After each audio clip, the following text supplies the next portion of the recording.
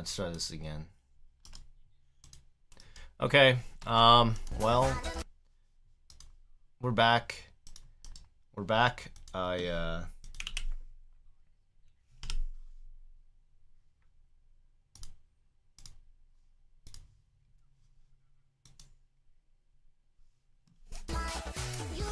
Okay. That's fine. Whatever. I hate my internet. That's all I need to know.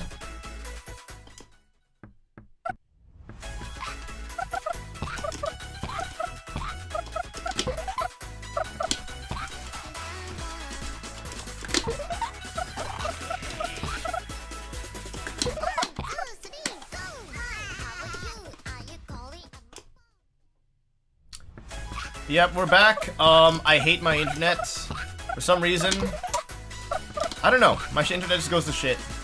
I fully expect it to go to shit again later tonight. Because that seems to be a relatively common occurrence on my internet. We'll see if it breaks or not.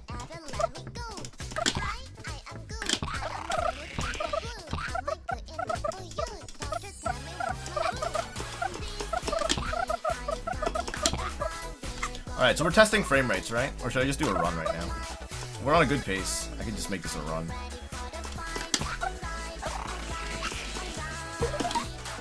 Yeah, see, I don't want that to happen. So like, I want to set up for angle. See, that's pot. We don't want pot. We don't want the pot. What we want, I'm gonna hit a frame limiter of like, let's do 240 FPS. It's a little bit further down from what I had before. It's probably not gonna be an angle we want. So you want Ame to be more up than anything else. At the peak and jump, try to do that. And try not to bounce. The higher your frame rate is, the more likely you are to slide. The higher you are too, the more likely you are to slide. Okay, I got pot at 240. We got pot lit at 240. You can hear it. Let's drop down to 180. That's like 60 frame drop. So we're just gonna reset the level. You can hear the music. That's a confirmed pot lid. So let's see here.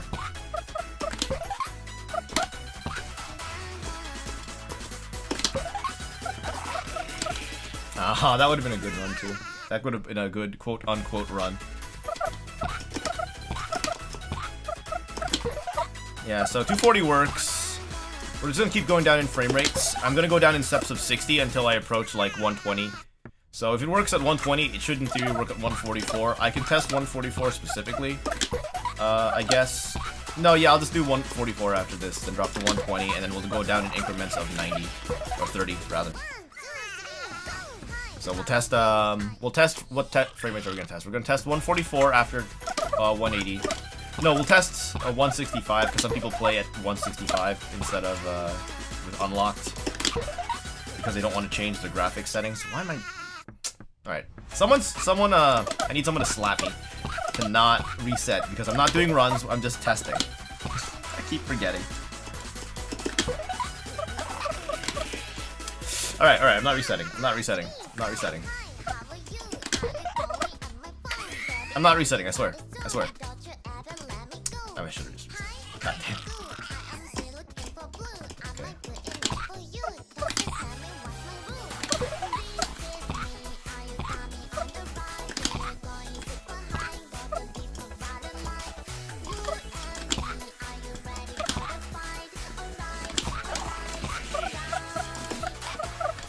I could have gotten on that platform. Yeah, muscle memory. It's a lot of speedrunning. That's what a lot of it is. Some of it's adaptation, a lot of it's muscle memory.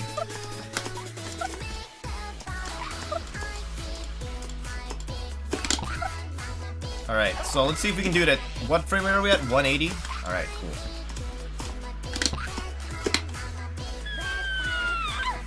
That's no Hachima. It's a bounce. Cancel it.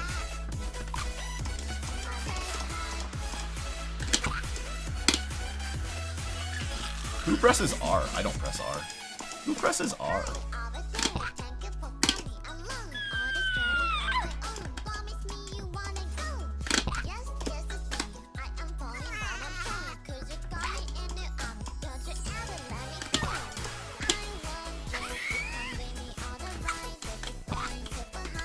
Sometimes I'll slide off like that, which is what I'm trying to... Ideally, you just go for the first time and you slide and you get the Hachama, the pot skip. But it might not be reasonable.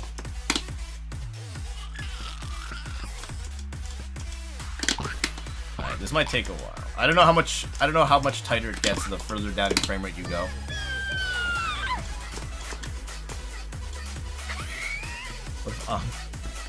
Yeah, so far not yet. I don't know if there's like a specific thing I need to try to hit that I'm missing.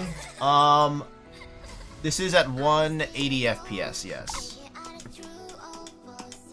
So we know it works at 240.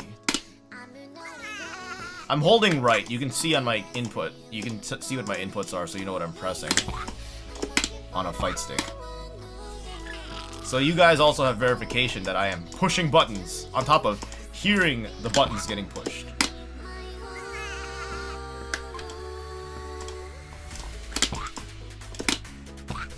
No, that's not what I want. Yeah, the music changes if you hit pot, so we don't have any confirmation of hitting pot yet. Alright. I usually don't want an angled bounce like that because you gain height more than anything else. Let me see here. What if I do... Yeah, right. Try to press jump again. I'm expecting a slide, I think, so... Let's see.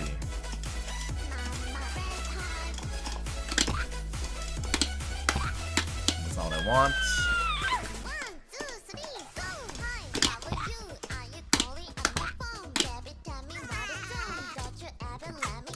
Kevin, fix your game, and then we won't have to break it. Kevin, just fix your game. Easy. So the plan is simple. Fix the game. I'm kidding, but no, this has been something that actually has plagued me for a good while since Red Heart's come out. So like I will just bounce on this thing, and see right there, you just slide off. I'm at 200 FPS right now, and I went for a pound. I didn't even go for the strat to skip pot, and I just died. That just happens. And it's not just on slanted clouds either, it's not on angled platforms. This happens to me on the first pink cloud. It's not an, I think it happens specifically to the wider clouds because I've not had that slide off happen on the small clouds. So, I don't know if their collision is like different or it's like just a wider scaled version of the other platforms, so it has some really weird effects on physics calculation because they're wide. I don't know, but it happens. It happens. It happens. And it's upsetting whenever I lose a run at this platform because of that slide. And it's also sad when my run just gets instantly reset because first platform decides, nah, you're not doing a run right now. Alright, let's see here. Alright, so we're at 200, and it doesn't seem like we're getting a Hachama. I'm not getting even the pot. We can't even get just the basic pot trigger. So there's no hope of getting the lid trigger. I'm gonna go up to 210 FPS, and let's see if we get it. So we're at 210 FPS now. I think you guys are seeing just about 210 FPS. And if you're wondering what program I'm using to control the frame rate, I'm using Rivatuner. That's Rivatuner. If you have other applications that can display frame rate and limit frame rate, I generally would recommend Rivatuner over those because it does a CPU-based frame rate limiter, so at most only adds 1 frame of lag, whereas other ones can add potentially 2 frames of lag. But like, at a high frame rate, what does a frame of lag matter? So, I don't know. That's up to you guys. This is what I use to change frame rate on the fly, without having to back out to menus. I don't think it seems to be possible at 210 either.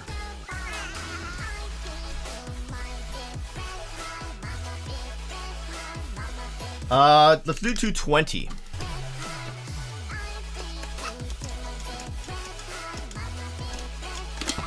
I'm curious as to how you're calculating the physics though, Kevin. Because I'm wondering what why it breaks at specifically high frame rates. I would also generally just like a debug mode in general, because I have a lot of theories about the way certain things affect different behaviors, but without like visualizations of hitboxes and stuff, I can't guarantee it for sure. Alright, so we're at 210, and I have yet to have a confirmed pot. So let's try no, we're at 2, yeah, we're at 220. Let's do 230.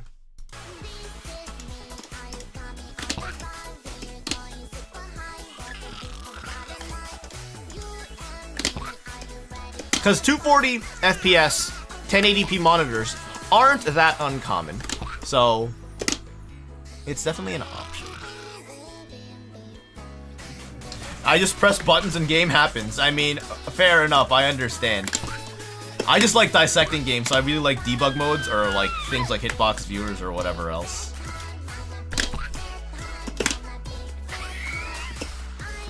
Like if it was me, like for me personally, like if I were to develop a game, I would definitely be developing my own like complex debug view that I would quote unquote accidentally leave into the game for people to use to if they want to examine stuff. All right, so 230, I don't seem to be getting it either.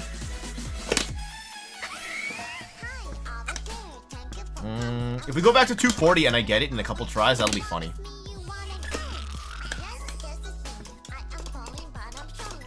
But I do have another bug that I want to... Well, I've already mentioned it in... Wait.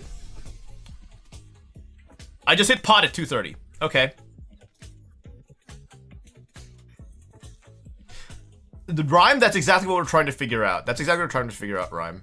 So we got 230 confirmed. We got 230 confirmed pot. Lid.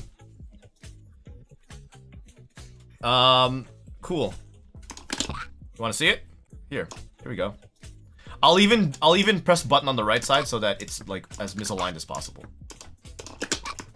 Let's see here. Oh no, never mind. It's like strictly aligned. Yeah, so that worked. Let's drop down to 220 and see if I can get it again. Otherwise, it's like Let me see if I can actually get this death bounce, because I'm very hurt whenever this happens. Yeah, there it is. There it is. There we go. I love it. So I'll just jump, I'll pound. Sometimes I'll line up with the first set of mustaches, and I believe like the first column here is like cursed, so I'll usually bounce like here or here.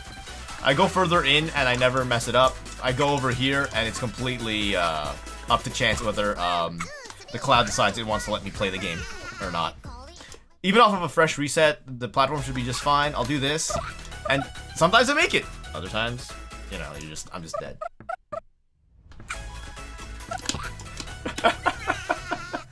Clearly, Kevin, you didn't add enough. What would actually be funny is if you gave one of us the view for it, like if you gave me the view for where the kill planes are, I would just be doing my absolute hardest to figure out how to go around all of them. Unless you like hard define a very explicit path you want us to follow, someone's gonna go around it. Someone will go around it. I've learned this from so many other speed games. Someone will figure out a way to go around the path that you set if you don't close off every single possible, even if it's an unrealistic hole, someone's gonna try to figure something out. Like look at Sonic Adventure 2 and the kill plane dodging that they do in Sonic Adventure 2 for like crazy gadget skip, oh my god. Or final rush skip, it's stupid.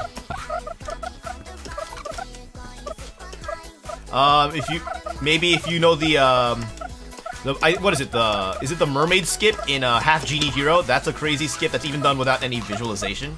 At least when it was first learned, so people will try. People are gonna try so hard to break your game. At least a subset of people. I am in that subset of people. At least Ame didn't find it. That'd be funny though, she did. Alright, let's see.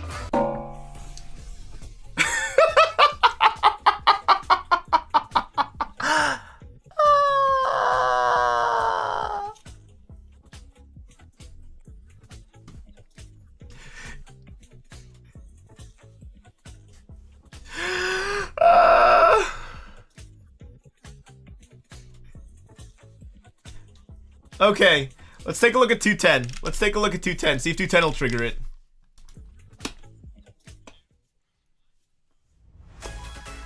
We're at 210 now, boys. Let's see how low we can push pot skip.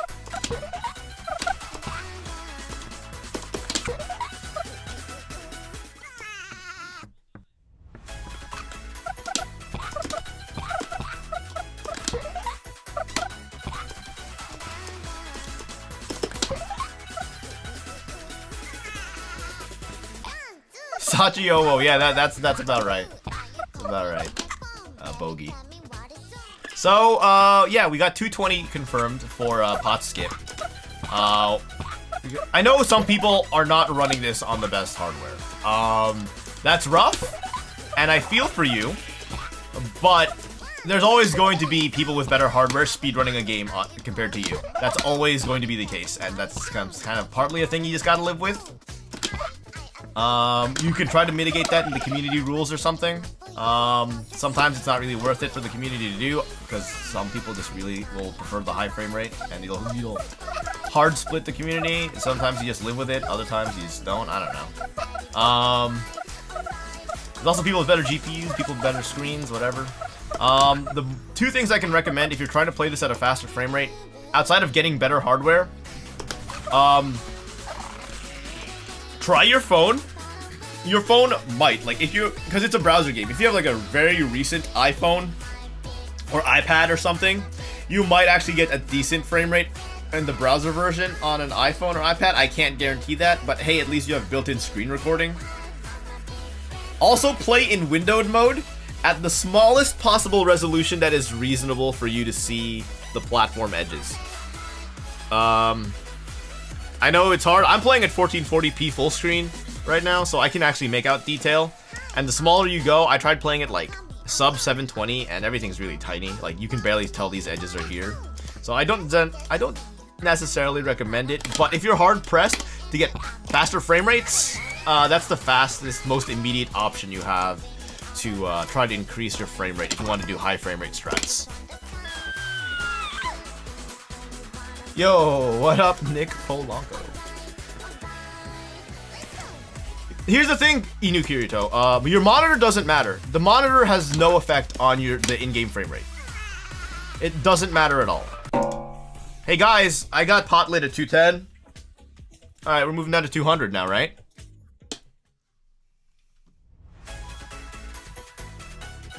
Alright, let's go down to 200. Let's go.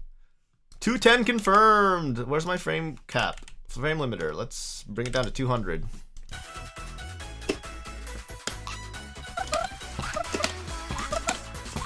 Okay, cool. We got the pot lid without even going down, so that's pot skip. Or is it Hachama skip? Is it bye bye Hachama? Because we just I don't know what should we actually title. I'm fond of pot skip because it's a very short and to the point name of what the skip is. But I'm open to other name ideas, especially because I'm not the one who discovered the skip. Whatever. If the guy who got this skip the first time wants to name it, by all means, name it. But just name it something good. Heck, I didn't even name Bubba Bouncing after me. I just called it a Bubba Bounce. So, please do us the favor and not name it after your name.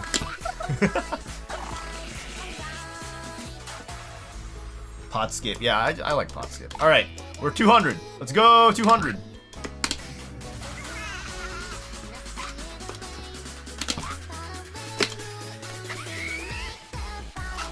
This is gonna take a minute. The thing about how consistent this is probably going to vary with frame rate. I think the higher you are, the more likely you are to get it. I know I got it second try at my full unlocked frame rate, but then again, I am also playing on a 3080, so I am going to have significantly higher frames than most people. I do not apologize. We'll see. We'll see, you know? Like, if I can prove that this is doable at lower frame rates, low frame rate users are just going to have to deal with more runs being potentially lost, because that's basically what I've been doing for a hot minute. I've been playing it unlocked for weeks now, for the most part, dealing with the few nerfs that exist, like the less consistent bubble bounces that high frame rate has, just because I prefer playing at the smoother frame rate. It's just a trade-off, honestly. You kind of just got to pick your frame rate based on what you want. Do you want certain skips? Do you want other skips to be more consistent? It's not an uncommon thing in speedrunning to change your frame rate mid-game as well to make skips more common, so I think like it's kind of fine as it is. But again, if Kevin wants to patch it out, that's on Kevin. I'm fine either way. I kind of would like to keep it in because like I'm already used to that sort of stuff. and it's not a big deal to me. I think it's cool that there's these frame rate specific strats that we can manipulate, but at the same time, his game, his choice.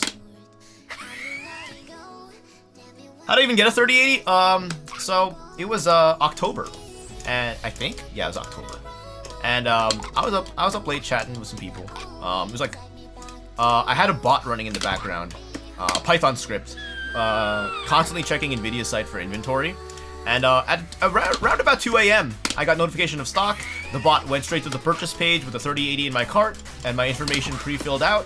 I pressed buy, and I got real lucky. I basically acted the moment the page showed up. I was hyperventilating. My heart rate spiked super hard. But yeah, we out here with that Founders Edition. We out here. We managed to get like one of the last batches before NVIDIA decided to remove the buy page from their own website. So I got lucky, really. I got lucky. Alright, so far 200 FPS. Kind of proven to be a little difficult. I've had no luck so far getting the pot lid skip to trigger. I don't know if it's a matter of like finding the right angle on this platform.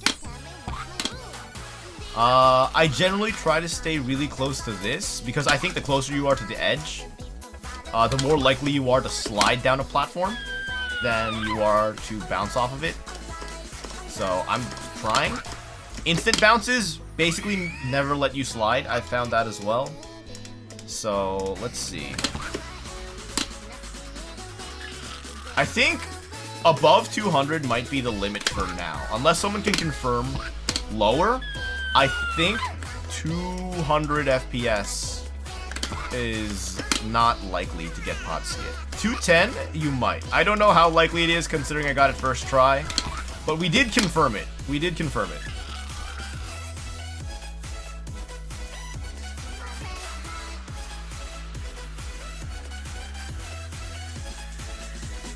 We are reaching a very optimized speedrun, Enrique.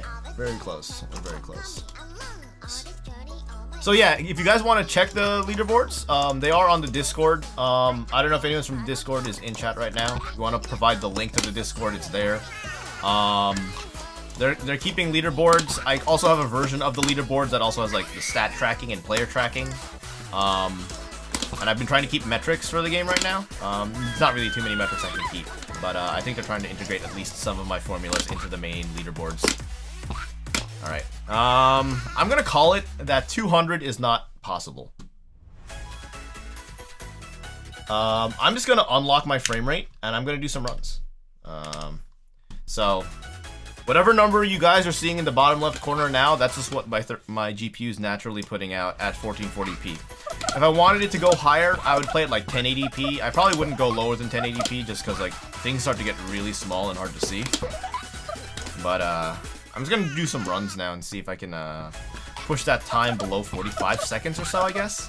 I think that's like around about where I think limit would be for this stage given the current skip. Alright, thanks for stopping by, KB. Thank you for the luck. Hopefully we'll get that record from Rice Boy. I think that's who currently has the record on Red Heart any percent. For anyone who is interested in running this game but doesn't want to have to learn all the crazy tight stuff, I do recommend learning the Bubba percent routes. That's where you play the stage and collect all the Bubba tokens. They're not much longer than the default stage most of the time. At the worst, they're like double the length. In the case of Red Heart, I think, assuming you skip, you don't do pot skip, Bubba percent's only around like 10 seconds longer than any percent. You can check on my channel for those videos where I have like Bubba percent and an any percent within 10 seconds of each other. Those are also generally decent videos to sort of follow along for the strategy on how to do any of the speedruns for each of the levels. So I do recommend checking those out if you are interested in trying to run them yourself, as well as checking out the Discord. I am constantly antagonizing people to run all of the game and learn how to play all of the game. So get in there. I'll give advice occasionally, but mostly I'll just antagonize you into playing the game more. I can't reach that. Lame.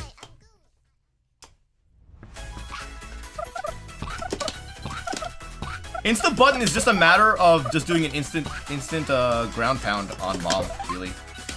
It's just a matter of doing an instant ground pound the moment you land on the button.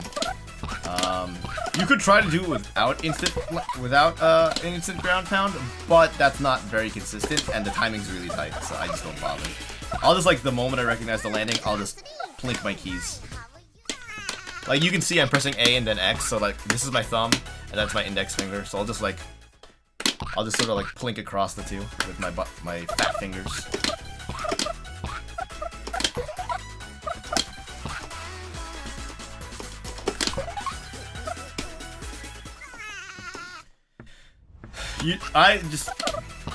When runs are grinding for milliseconds of differentiation only, that's when I stop trying to go for first place. That's on like any game personally.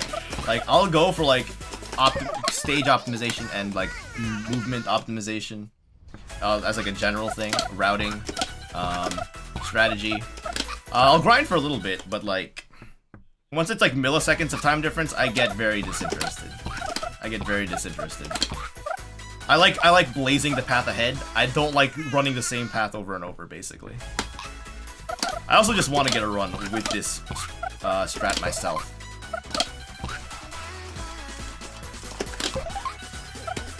We'll see. I really don't think they are. I think that once you get runs of these out of the way, and you start getting like sub-minute and a half, or in the case of Pop on Rocks, if you do any percent and you can get a sub-minute time, it becomes easy. It's just a matter of like grinding out the elevator 2 to elevator 1 skip. Red Heart is just a matter of like learning how to deal with the clouds, which is really consistent once you sort of understand everything. It's not that bad. It's not that bad, really. It only looks hard because it's longer, but there's a lot of downtime. Like, look at me. I'm just waiting. So there's actually a time to relax and see if you can get the run down right.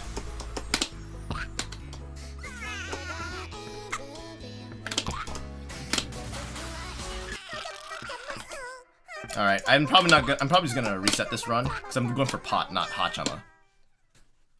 Are there any tasks for the stages? Not yet. If you wanted to task, I would probably recommend you frame limit your game to a fixed frame rate, and then set up macros, because your inputs kind of get pulled based off of the frame rate of the game, rather than being independent of frame rate. Kevin, if you're here, I would love for you to make input polling independent of frame rate, because that would make the game feel better. Because at 60 hertz, the game feels like it's sluggish. I have to like wait for like the next frame for my input to get put in. Whereas at high frame rate, I have like up to like like on this stage, I have like 5 to 6 times the frames. So I get like 5 more reads or 6 more reads, maybe at most, compared to 60 FPS. So if you could make input polling better, that would be sick as well. Again, you don't have to. It's kind of a separate issue altogether. But if you're still here, that's a suggestion that I think would really make the game feel better. But again, minor. You don't have to worry about it. I'll just keep playing at high frame rate. Alright, Loaf. Thanks for stopping by, man. Ah! Ah!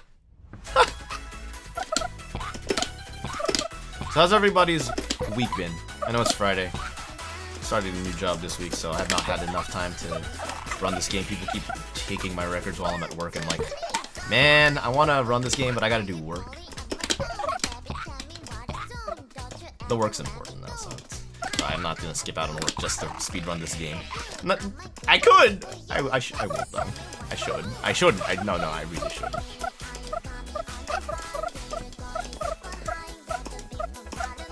Yes, I am absolutely 100% using an arcade stick. I'm the only person in the smol anime speedrunning community of people who uses a fight stick. There's very few people who use a controller. Most people are using keyboard, but I'm wild enough of a man to use a fight stick.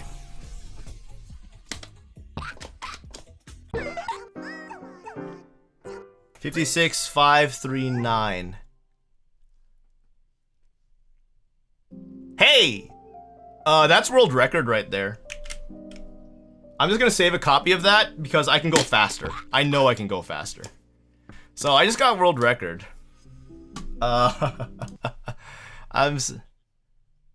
Well, no. Hold on. No, that's PB. PB. Wrong letters. It's not world record. Rice Boy has a 48, so I need to go a lot faster. But I know I can go faster. That was a PB, not a world record. That's my bad.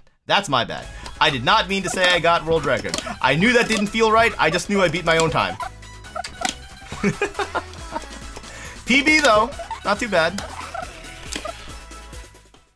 So, the way ideally you want to go fast to get that, you go up here, you get this bounce, you wait on this platform. So however fast you get here, as long as you can make it on this platform, you bounce, you slide, right? There's a couple of places you can land, assuming you make that jump. So you go end up here, right? No big deal, big whoop, whatever. Do your bounce, you hopefully make it, you slide. You'll either end up on some lower platforms if you survive, or on some higher platforms if you survive. You want to be on the higher platforms just because it cuts a cycle, saves you a couple seconds. And then you kind of have to RNG and hope your way. So this is the high platforms I'm talking about. You bounce here, you go up here, you bounce here, you land here. See, that would have been a good run. Then you have to bounce across there, you have to make some platforms. It's really tight. In theory, then you have to do everything first try. I even, like, messed up, I think I messed up getting the, pot lid, so whatever. I could also have instant mommed, and I didn't, so it's, dude. Yo, should I apply to the Hololive English, VTuber, second generation thing? Become the speedrunning VTuber? It's Holo Gamers English, Gen 0.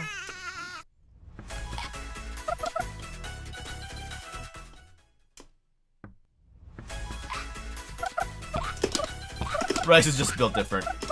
Yeah.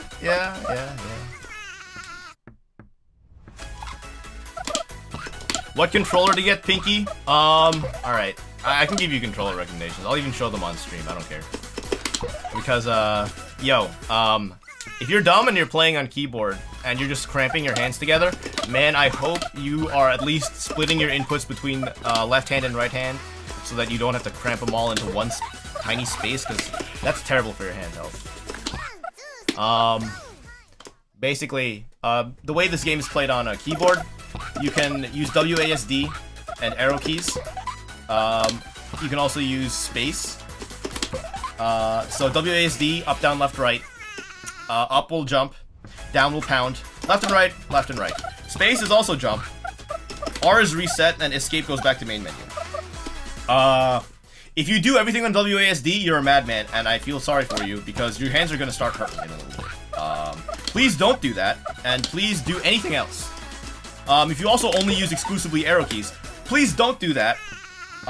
You're going to hurt your hands. So I would recommend picking left and right from one of those sets of keys, whether that's WS or left and right, whatever you're more comfortable with, and using that as exclusively just left and right movement. W and S, if you want to use W and S or up and down, I would suggest using spacebar as jump and then down and or S as pound. You can also use your number pad if you turn numlock off. The 8, 2, 4, 6 keys will act as up, down, left, right. Also an alternative option for you to use for inputs. Again, so basically I'm suggesting split your inputs between your left hand and your right hand to help improve your hand ergonomics. It's not going to be that great, but it's a hell of a lot better than playing all in one cluster, because that's going to hurt your hands. If you want other suggestions and you still want to play on keyboard, the best option I would suggest for you is to look into Windows Power Toys. Let me display it here really quick. I'll show you guys, because I tried it for a little bit and I think it was really good. I think it's a good option. So here's Windows Power Toys. Power Toys is this old Windows utility, set of utilities for power users, and they started bringing them over to Windows 10. So they're making some of them. The most important one here is Keyboard Manager. So when you enable the Keyboard Manager, so here, like, I remapped some keys. So what I have right now is I have my space bar mapped to S. So basically space is now my ground pound, and J is set to space. So J is now set to jump. I would recommend you remap the keys and only enable it for a small ame and just disable it after, so you can find a layout that's more comfortable for you where you can spread your fingers out in a more natural resting position. That's just better aligned with your hands resting position. If you want like a very natural resting position for your hands, like you could leave your index finger and your on both F and J, and then usually by default you either will land on home row, so that's ASDF, JKL semicolon. I personally land on AWEF and JIO semicolon. So if it was up to me, I would use W and F as left and right. Then I would use like space and J, or J and space, depending on your preferred orientation. And that's if you wanted to still use keyboard with a more comfortable layout. If you're already used to one of the older layouts, I apologize, it's going to be really weird, because your brain's going to have to get used to a completely different button layout. But I think for the hand health, for all of you out there that are grinding, it's kind of more important. If you want an actual controller, I think it's actually okay to run this game on a controller. Before I played on Fight Stick, I was playing on an Xbox controller. And the way that the game works now is that A is jump, left stick and D-pad are movement, and then every other button except for Y and start is pound. So an Xbox controller is a very good option.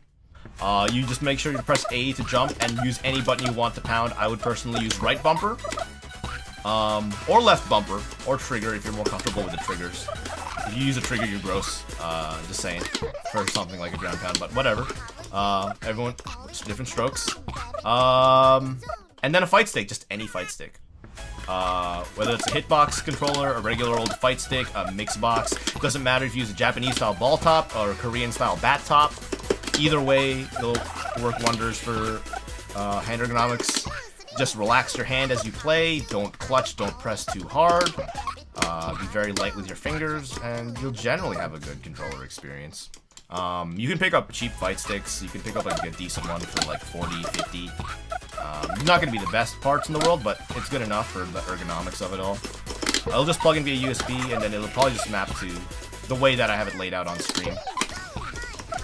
But those are my suggestions if you want to use a controller to play this game. I'm fond of the fight stick and its variants, but that's also because I like playing fighting games, so I kind of just like the input method. You don't have to do that. You don't have to buy the controller if you don't want. Actually, don't buy the controller if you're only going to use it for this game. I don't recommend that, because you're never going to use it again. But you know. That was a good run right there. Hey, JC. Good. Nice sub 20. Nice sub 20. Now keep pushing. You can go faster. You can go faster. You know you can go faster. It's just a matter of getting better. Any mistakes that you made, and I picked this up from a friend. And this goes for everyone. When you're speedrunning, any mistake you make, it's just time saved for later. Don't worry about it. You're gonna make mistakes. Everyone will make mistakes during speedrun. Getting the perfect speedrun isn't gonna happen until you've spent a lot of time grinding. And building up muscle memory, building up game knowledge. So, don't worry about mistakes. They're just time saved for later. Get a run done, and then do another run, and look at all the time save you're gonna get. GameCube controller, in my experience, Pinky, does not work. So I used a GameCube controller with the Mayflash adapter. I set it to PC mode and not Wii U mode, so it would be recognized natively by the system.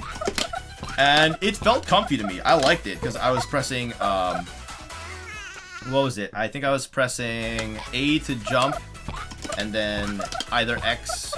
I think I was pressing X to pound. It felt like doing a reverse multi-shine or something like that. I don't know, it was weird. But it felt alright. It felt good. But I do not recommend it, because your left and right movement on the analog stick does not work perfectly.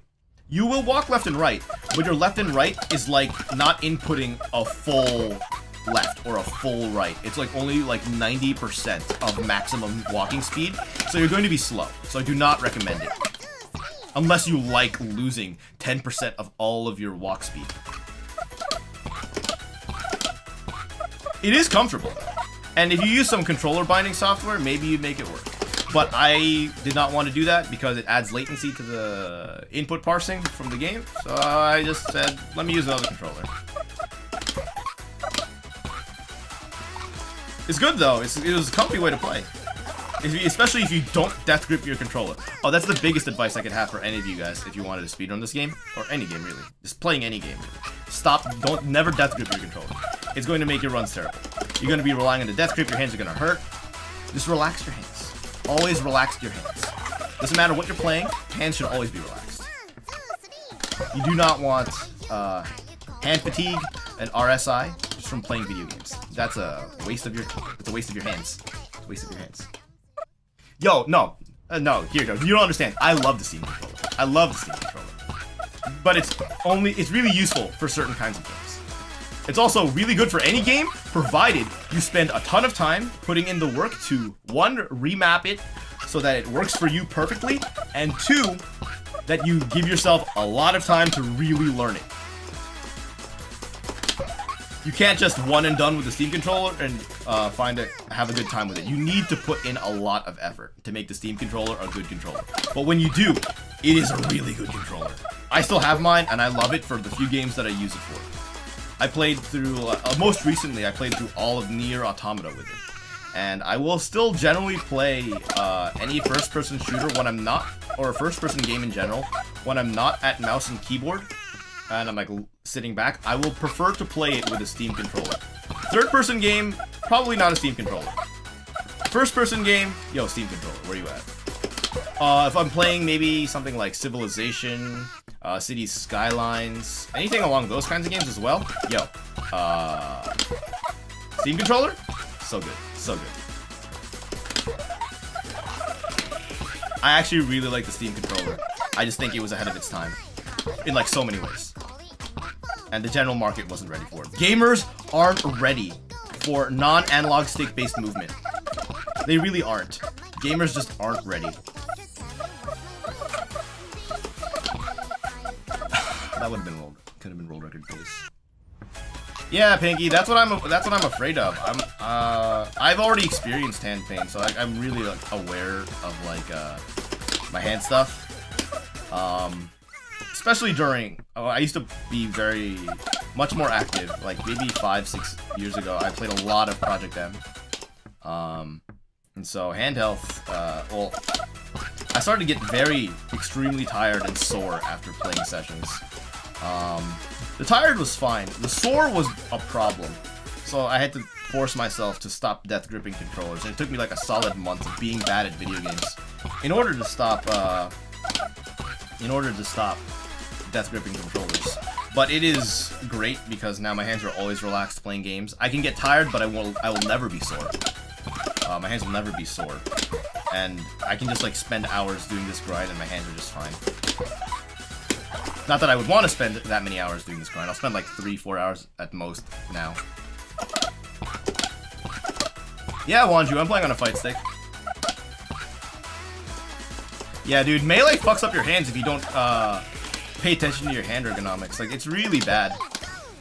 And there's a lot of people who just death grip their controllers because they like stress themselves out getting like multi-shining or the perfect wave dash or the perfect ledge dash. And I'm like, man, just relax your hands, man. Just relax. So much better for you. Just relax. Just relax.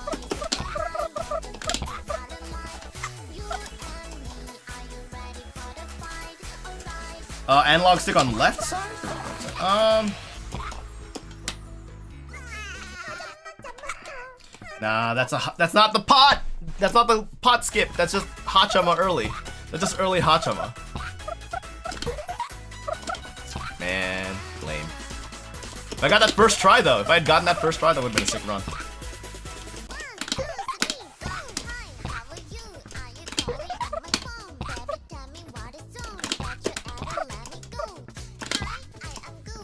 I could have done a cleft bounce in order to make that platform. I'm very sad. Hacks? Yeah, see hacks money. You do not want surgery on your hands. Hand surgery is expensive, and if it goes wrong, man, you're just out. You're just without your hands. Dude, you need your hands, man. You gotta interact with things. You need your hands. I went backwards. Okay. I feel like the strat there is to land on edge and aim yourself straight up. Because you risk bouncing to the left, and that's not fun. Would Kiara, Kali, or Guro do better? Kiara? No. Callie? No. Gura? Maybe. Gura? Maybe. Honestly, Ina. Ina might. Ina, I feel like I'd be confident in Ina maybe doing better. You can't get lost in this game, really. It's just hard, but I feel like she'd probably be better than Ame. I have a gut feeling. It's really only a gut feeling that I'm going off of.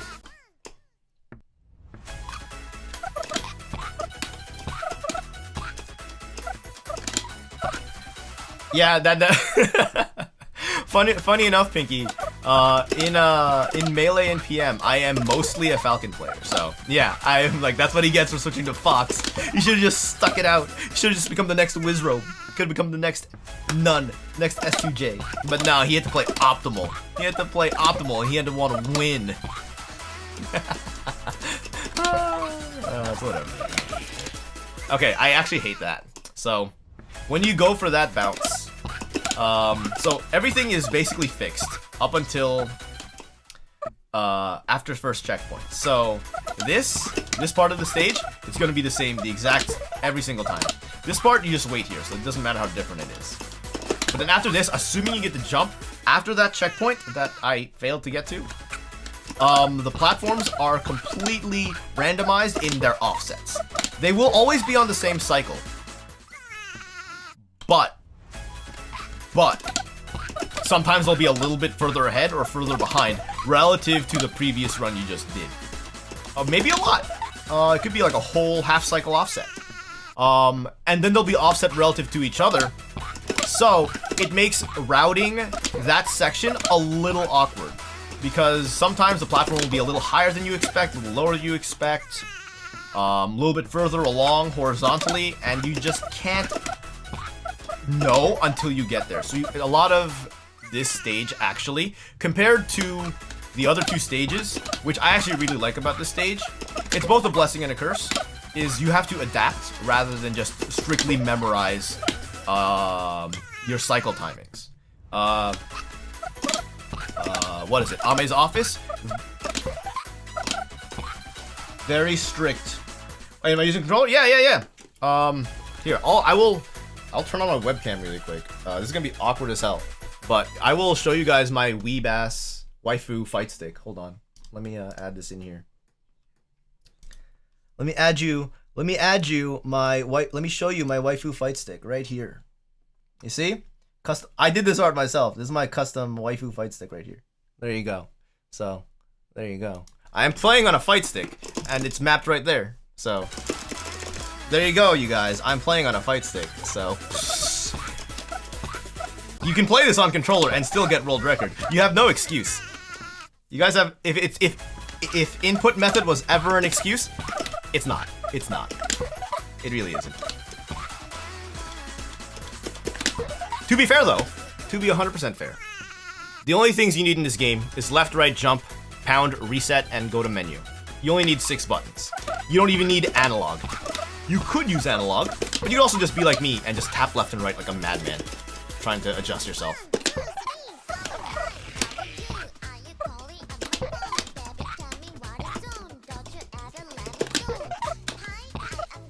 Alright, this is probably gonna be good. Make it. Okay, we're good. Okay, I'm not making any crazy skips there, so I just gotta play this slow. The cycles were off, so I'm probably not gonna get any crazy skips. So, I'm just gonna play it safe. Just practice the pot skip, as we are now calling it, I guess. Let's see. Straight up! Let's go! Oh, that's not pot. Because, like, if you look, you gotta swing straight down. We don't want that to happen. We want the pot to be closed before we get there. So, decent run. Decent run. The movement up to that point was pretty decent. Would you believe, Wanju, that I've already spent over 2 years doing semi-regular Twitch streams, but then I left that behind because I didn't agree with a lot of Twitch's policies and a lot of Amazon's policies in general, so I just left Twitch behind in hopes that YouTube becomes a better platform. Which, I mean, slowly there will be, but like, it's missing a lot, though. So, I just kind of stream sporadically now. I'm very used to talking to people. I do work customer service, so I am familiar with how to present my tone of voice and how to sort of just talk, I guess. And so you know, what fighting games do I typically play with this fight stick? I mean, would you be surprised if I said I play fighting games with this fight stick? Would you be surprised if I play fighting games with this fight stick? But I will play a lot of 2D games, honestly. It's like playing in an arcade. I don't know if you guys have ever played in an arcade, or you like, I don't know, when Chuck E. Cheese was still relevant, I guess. If you remember Chuck E. Cheese, playing the games there. It just reminds me of that. But I'm playing with like the Japanese style buttons because I kind of prefer their shape. I do think there's a genuine hope for YouTube becoming a better... Because, like, my thing with Twitch right now and its popularity, partly right now, is it's because of the culture surrounding streaming, right? The culture surrounding streaming is entirely predicated around it being on Twitch. But that's the thing with culture. The culture is based off of the community. And if the community collectively at some point decided to up and move and leave Twitch, the community would still be the community. They would just be somewhere else. So I think the culture would travel, and I think you could make another platform, the next Twitch. It's purely a matter of getting a critical mass of people onto a different platform. Even with Mixer, I think YouTube was the best shot at that critical mass, because at least compared to Twitch, for two reasons. One, the discoverability that YouTube has over Twitch. YouTube having been around for like over a decade at this point, they've basically figured out how to do discoverability, because if you get more people watching different content on YouTube, the more ad revenue you make. The more ad revenue you make, the more money you make. So, it is in their best interest to understand how people like to discover new content, and therefore, it's in their best interest to constantly refine that algorithm. Twitch, on the other hand, it's Amazon, and when Amazon bought out Twitch, they kind of just did it to be in the business of streaming. They really don't care too much about investing in Twitch, hence the slow development that Twitch has with adding things that the community actually wants. What else is there? So there's that. So it's primarily discoverability, and then licensing. I think licensing is what might kill Twitch down the line. Twitch, if you are aware of like the goings-on at Twitch, and you're aware of the whole adpocalypse nonsense that they basically have, where everyone's scared of getting DMCA'd to death, everyone's afraid of their music, whatever. It's a scare that happens every couple of months on Twitch. It's like a cycle almost, but the issue with this time is that Twitch actually is, I think, an actual legitimate legal danger this time around, purely because there are now tools in effect where they just haven't been used in that way yet, where like the RIAA and other recording agencies and music labels and rights holders can detect DMC violations in real time, record an offending clip. So this means as long as it's live content, they will know. It doesn't matter if you have VODs or not. They'll know. And they can issue DMCA strikes within like 3-5 minutes of recognizing that content. So there is a very real threat. They haven't done it yet, but there was that mass wave of DMCA takedowns on Twitch a few months ago, or late 2020 if you guys remember. So it is something to legitimately be aware of. YouTube, having dealt with this issue basically back in 2007, they have that whole revenue sharing and rights agreement basically figured out. So if you make a YouTube video with a copyrighted song, they basically already know what's gonna happen.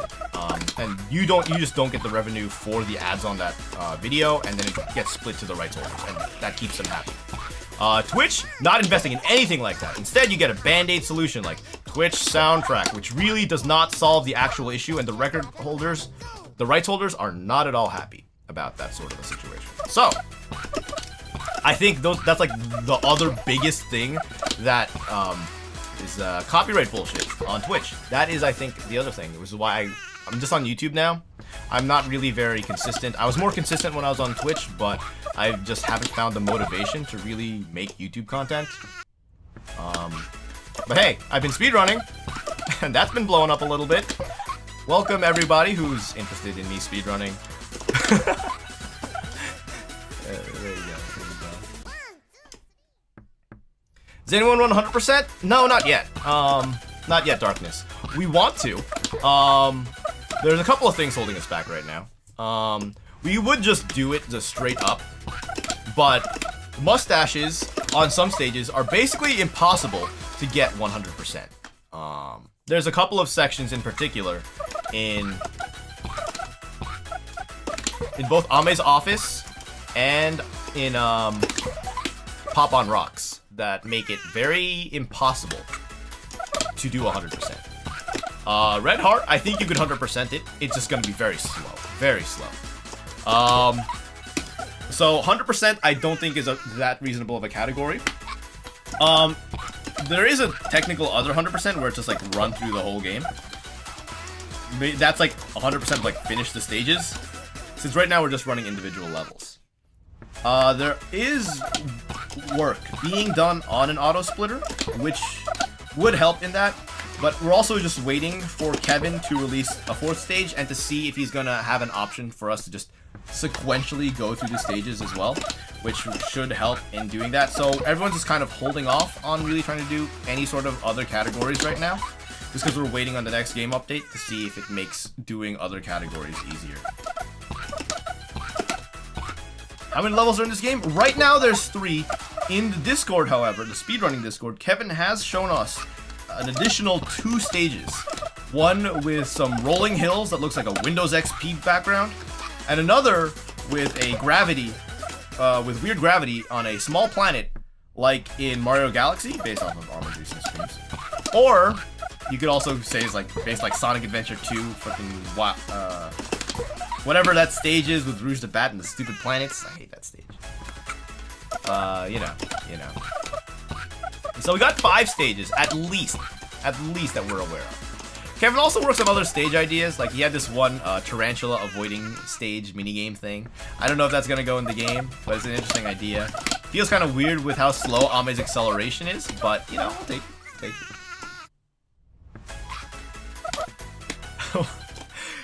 If Kevin's still in this chat, Kevin could answer that for you. Kevin's the one who made this, man. Or you could ask him on his itch.io, you could ask him in the Discord. Probably find him on Twitter.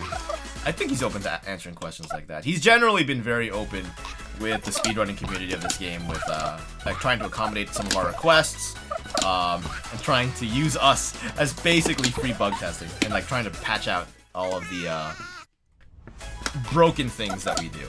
So he's open to feedback and comments, I'm sure.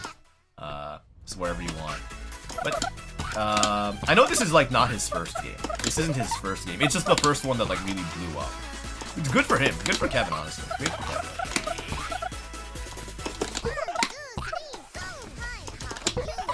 This is not gonna be. Yeah, that's not gonna make it. This is slow. A little bit slow. If this opposite was a little bit different, we might have a better time. But whatever. Oh well. Let's go with it. Alright, we're decent. We're decent right now. Missed that cycle, but whatever. Let's see. Can we get first try pot skip?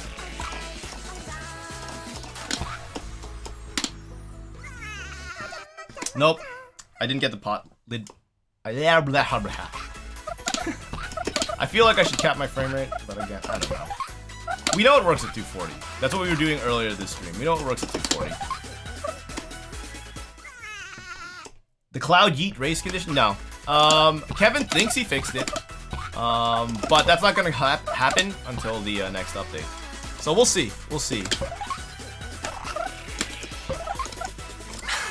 No.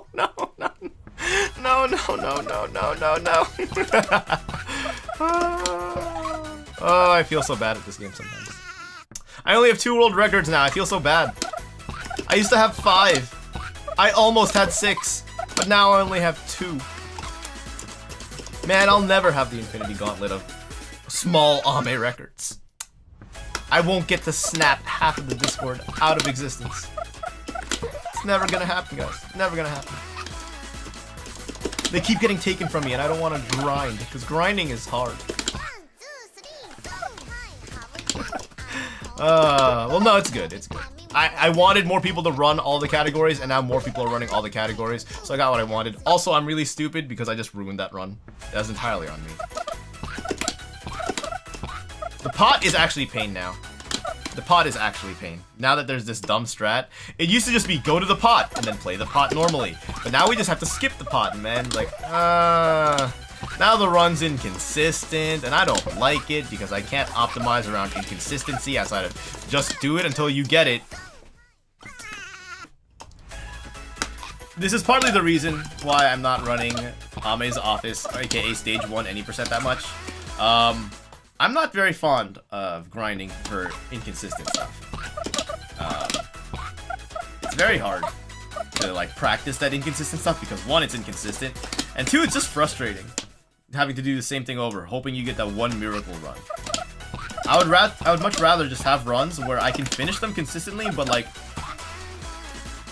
it's just a matter of like knowing what I did wrong and knowing what I did bad. Whereas inconsistency is like, oh, the platform just was randomly a little too early, or like I just randomly didn't get this skip, which we don't have a consistent setup for because we don't fully understand it.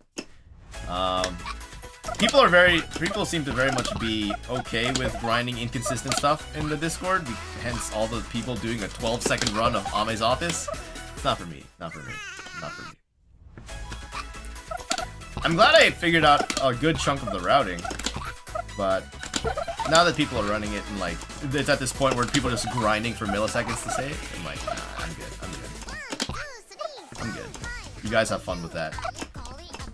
I'll just work on everything else that no one else is working on.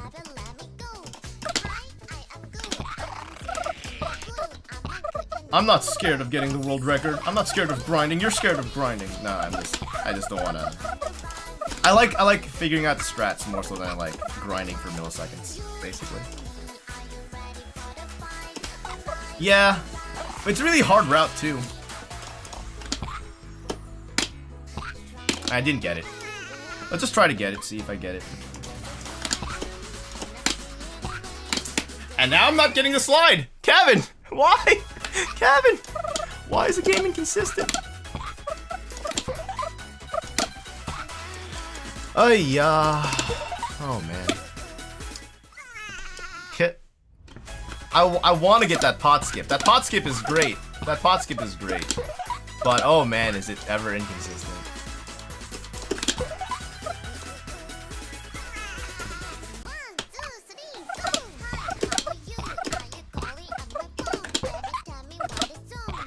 Alright, let's see here. What? I forgot that I'm not supposed to be hearing that part of the song there. That felt weird. That felt really weird.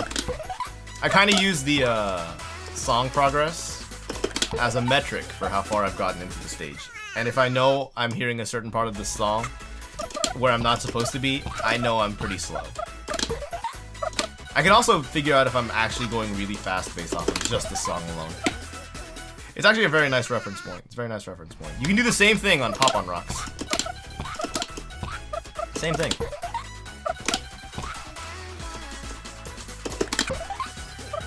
Oh no, no! Yeah, it's Ayah! Yeah, if you're Asian, regardless of what your Asian American Pacific Islander denomination is, you can do an Ayah. You can do an Ayah. Hey, Goosel, I appreciate it, man. I'm gonna need that luck, honestly, if I'm gonna get this pot skip. It's just so rough right now. If I'm gonna beat Rice, get like 45-second time, it's gonna be rough. The song is good, Kirito, I do agree. I am debating, though, just muting it and just playing other Hololive's music. Keep it on brand, but mix it up a bit, you know? Mix it up a bit. Because I can still generally feel out my times regardless of the music. I can feel out my pacing.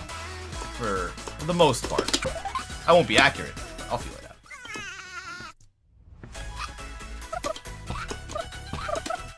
Like, did you guys know in December, Hololive did a collaboration with one of the like Toho music producers, or to do like Marin Toho concept collaboration album. Is really good. I actually really like, what is it? Hoi Hoi Gen Sokyo on that one. That's so good.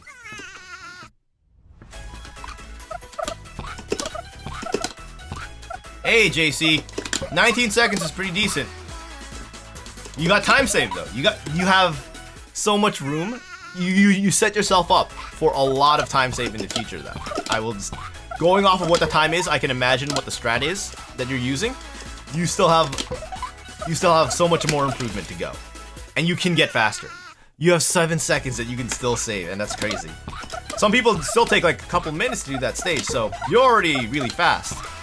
You can save 7 more seconds though, and I know you're probably gonna be able to get there. Everyone's generally been able to get to 12 seconds at this point. There's so much time to save, and you'll get there. You'll get there. Just keep pushing it, you'll get faster. Like with everyone else doing every other stage, if you were really bad at the stage, keep playing it. Took me like, I think my first completion of the stage that I didn't submit was like, what was it, a 4 or 5 minute time? Not that slow, but still not as fast as I am now. But I didn't get this fast first try. You just gotta do it a lot. So, just keep pushing. Your guys' runs will get faster. And you'll compete with world record at some point. Maybe, if you just keep pushing it. Getting world record in speedrun is not a matter of just doing it in an instant. It's a matter of like slow development over time. And just getting more consistent, understanding the game better. I didn't get the slide. I'm very sad. But y'all get there. Y'all get there. The odds of a male Holo EN member? Would that be the Holostars EN Gen 1 then, right? Or Gen 0? I guess Gen 0, if it was actually male. That'd be crazy. I'm not sure that would actually happen though. It seems like cover has generally been very fixed on doing that. I think part of it might be, I think maybe I might be reading into it too much. Them saying the gender doesn't really matter could be saying they could be okay with LGBTQ plus people applying and like potentially getting the role. Especially because Holo EN appeals to more than just Japan, which, given the current state of Western gendered politics, I think is a decent move, and you get better representation that way. Plus, if anyone in like an LGBTQ plus wasn't that interested in Hololive before, if you get an actual LGBTQ plus person in the Hololive, maybe that drags in more people into the audience, further develops the brand as friendly to a lot of different perspectives. You know, let's get a wider audience, you get more super chats, you know, get more people in, appeal to a wider audience. It's like how Korean boy bands, K-pop groups always have like 1 million people in them because they want to have like one person for every, they want to have like someone that everyone can be into. Like there's gonna be the nerdy guy, there's gonna be the quiet, brooding one, there's gonna be, I don't know, man. I don't listen to K-pop anymore, but you know how it is. I'm sure you guys know how it is. And Hololive's been doing a good job at that. They have like different personalities appeal to different people, so I think that's been very good. I'm glad that they let Coco be crazy, they let Marin be horny, you know. All that stuff's good. They let Ina do art, like basically only art. Like that's like the primary thing she does is just strictly art, which is good because now it's like you have people who are just artists are now interested in Hololive because wow, hey look, they have a good artist on their I don't know what the word I'm looking for is, but you guys know what I'm saying. Get more sense. Do I speedrun other games? I saw that. I do. I just haven't done it in a while. For the last, I'd say, 3 weekends, this game has been my sole speedrun. I do individual levels for Monster Hunter games. Most recently, Monster Hunter World and Monster Hunter Rise, the demo on Switch. In that game and the Monster Hunter Rise demo, last I checked, I have the world record for a Great Izuchi kill using Charge Blade. I'm pretty competitive with the Charge Blade on Mizutsune, and I'll do other runs as well for other weapons. Most other monsters for Charge Blade primarily. I do speedruns of Bloodstained. I really like Bloodstained and other Castlevania games. I kind of put that on the back burner. That was my primary speed game that I was sort of just playing for myself. But then this game came out, and now this has been my primary speed game. I've done speedruns of the Shantae games. Some are shorter than others. I like speedrunning Half Genie Hero because it's not very long.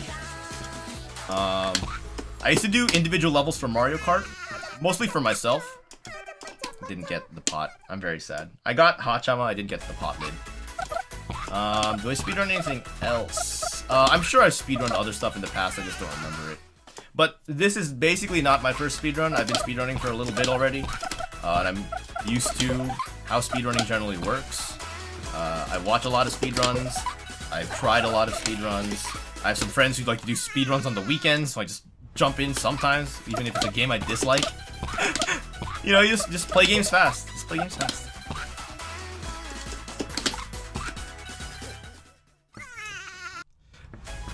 Yeah, see, Dewey Kid knows what I'm talking about. If you had a transgender, even if you just had any LGBTQ plus person, non-binary, I think, just non-traditional gender and sexual preference sort of identity, be in Hololive, you would have so many more simps. You'd have so many more simps. So many more holo simps. It's like easy money, and that might be actually what they might try. It's a hard guess. I have no idea if I'm right. I'm probably 100% wrong, but if they did it though, free money for them. Oh no, platform, please. How does pot skip work? Okay, let's do an explanation, since I haven't explained it in a little bit, and it's been a while since I've done it. So I'm just gonna play the stage normally, and Ivan will get you an explanation for how pot skip works, because pot skip is crazy. It's found earlier today, while I was at work, so I haven't had too much time to grind it out yet, but it's a crazy skip. Basically, if you've already played this game, and you've played this stage, this is the third stage, Red Heart, based off of Hachama's Red Heart song, or I guess I should say Akai Hato's Red Heart song, because Hachama is gone. Why'd I reset? Excuse me, that was muscle memory. Did not mean to reset. Let's get back into it. I'm bad. Alright. We're just gonna get there slowly and explain pot skip. So pot skip is literally in the name. You skip the pot. So again, if you've played this stage, you know that so far the stage is in two parts basically. You play it normally. It's based off of Red Heart. You got a bunch of red hearts. You got a bunch of clouds. You know, you just try not to fall off the platforms, try not to die, make it to the end, so that you can ground pound mom. Pretty typical small ame so far. But then once you get to the mom button, let's demonstrate once we get there. Once you get to the mom button, you'll find that there's something very different about the mom button. And this is for anyone else who I don't know if you have played this stage, Ivan. Oh my god, I'm dumb. I pressed down. But this is for anyone who hasn't, and they're wondering, what the heck is pot skip? What has this man been doing for like an hour, talking about and just like not actually doing? He's just been doing the same thing over and over again for the past hour. Let's explain it again. We'll explain it again. So, you know, Red Heart, blah blah blah. He's platforming. So, up here at this checkpoint, you get a platform right before you bounce over, right? Checkpoint 3, or checkpoint 2. No, checkpoint 3. You got a platform, you bounce on it, you get this big super bounce, right? You'll end up here at this platform. You got the mom button. So, if you ground pound this mom button, what happens is, you end up getting sent down here.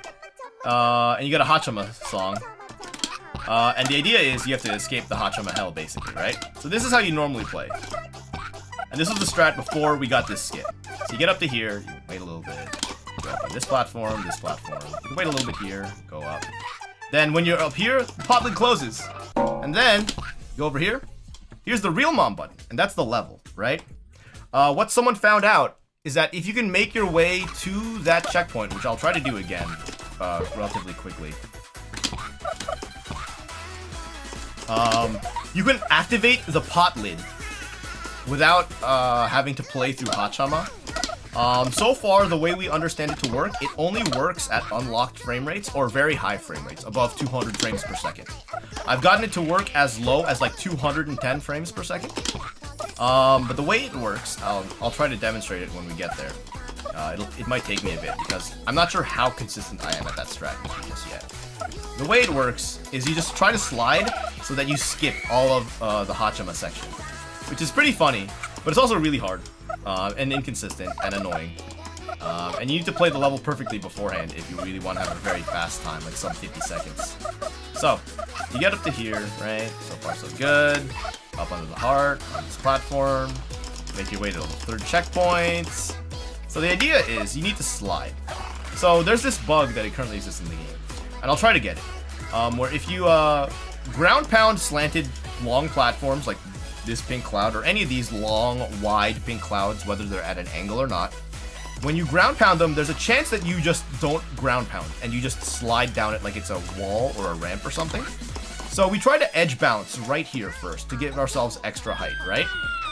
It's a lot of height. We try to edge bounce straight up on this corner. And then we try to ground pound onto the platform and hope we don't bounce. Ideally, what we're looking for is we want to go up, go to the peak, drop, slide like that. And now if you listen, we're no longer listening to Red Heart. We're now listening to the Hachama song. So what ended up happening is I went up, I went down really fast. I did not bounce on this platform, and instead I slid down at an angle, and I got close enough to the pot that the game now, I hit a trigger that makes this music play. The trick is, you can do it in such a way and get the angle and slide just right that you get the pot lid that you saw earlier to close before even going into the pot. You'll die, but then you'll end up back up here. So let's see if I can try to get that. I might take a couple of tries to do it, and I'll demonstrate. We'll go up, side, down, slide. No, I got the pot. See, there it is. So now if we bounce on over, right, as normal, we go over here. We got the end music, whatever. Here's the mom button. Hit the mom button. And then the other mom button's right there. You skip the entire pot section, hence why it's called pot skip.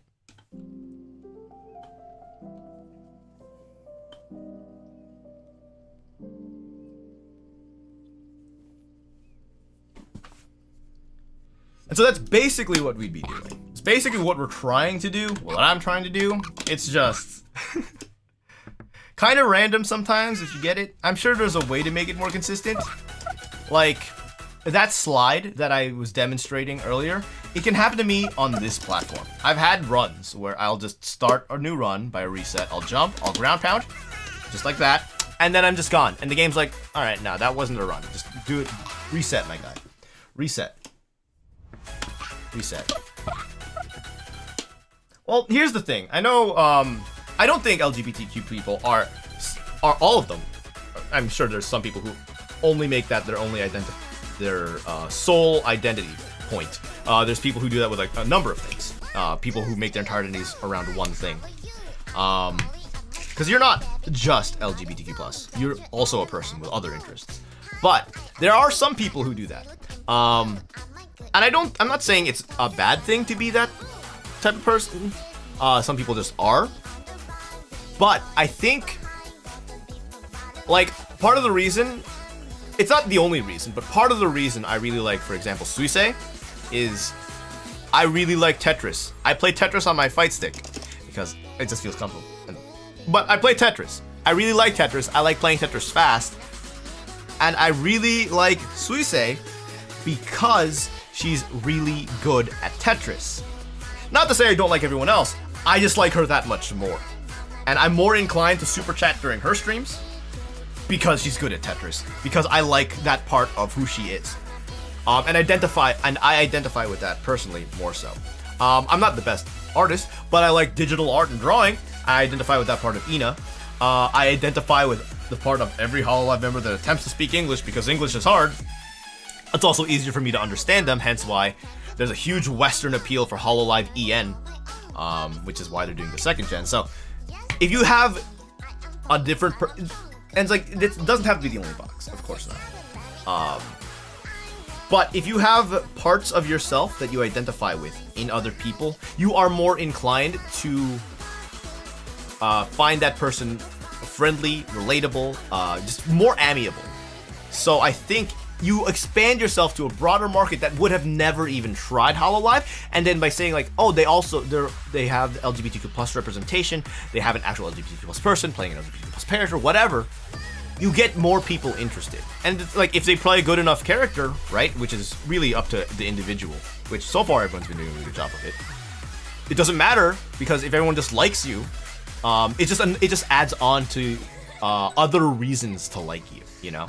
So I think if they end up doing that with their the gender doesn't really matter on the application for Hololive EN Gen 2, I think they could expand a little more of the audience. So I'm not saying that that's going to be the only reason they get an audience expansion, but it gets people who weren't going to think about Hololive before to maybe give them a shot, because now they can find a little bit of themselves within Hololive, and then that opens up a gateway for them to explore the rest of Hololive. Maybe they get interested in one stream, maybe they jump in on a collab and they like the other people, and now they start looking into other things. You don't know. You just never know with how this is going to work, with the discovery path people are going to have into Hololive. So it just makes discoverability a lot better for Hololive if they do that. I'm not saying they will. I'm not saying they should, but they could.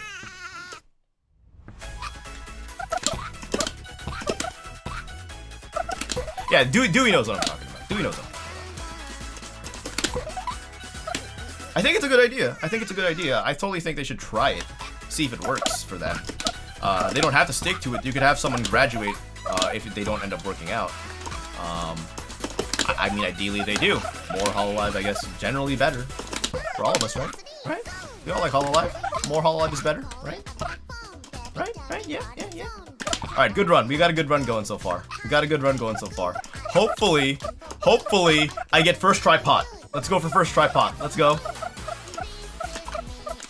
I could have done a skip there. Whatever. It's fine.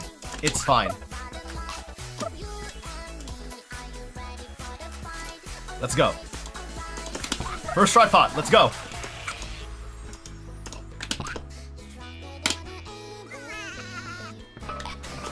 Let's go! Oh, I'm still behind by 3 seconds, but hey, that's a PB. I reacted to it so late. Part of the issue is there was a couple of cycles that I didn't save. So I maybe like lost a second and a half. And then 2, I waited for pot sound confirmation. Which I didn't need to. I could have just gone and hoped for it. I know now that I don't have to wait for the sound, but I waited for it. We did get it first try though, so that's great.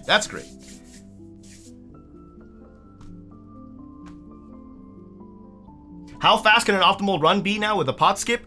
I'm thinking it gets close to 45 seconds. I'm thinking it gets close to 45 in a perfect run. I'm not gonna do a perfect run. I'll try to get close. I ain't gonna be perfect, but it'll get there. Let me actually look up the time I got. I saw it was 51 seconds. I didn't catch it though. I did not catch it. Hold on. Give me a second. Let me take a look at what the time was really quick.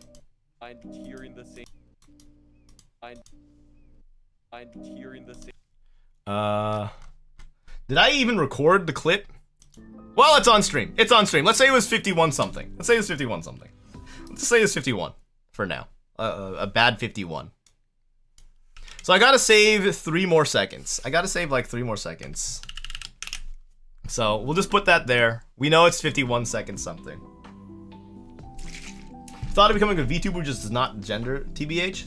I mean, good. See if there's an audience for it. By all means, give it a shot. See how it works out.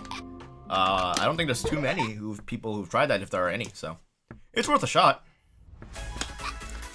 Let's say 51, 489. Hey guys, have you heard this one before? What's the only thing funnier?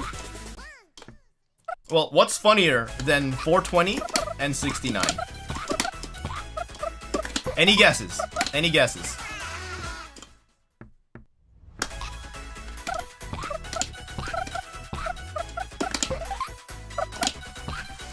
Funnier than 420 and 69. 666. That's a decent guess, Edward. That's a decent guess. Square.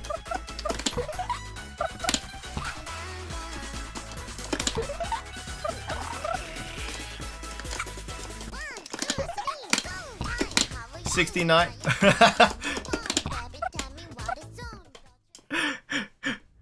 Rob, I'm pretty sure already knows the answer. Rob already knows the answer. 1350? A little bit off there. Further away than Ed. 911, no. Not really. That's a pretty small number. 9 over 11's a pretty small number. You want to go bigger than 420 at least. It's not that much bigger, but it has to be funnier than 420 and 69.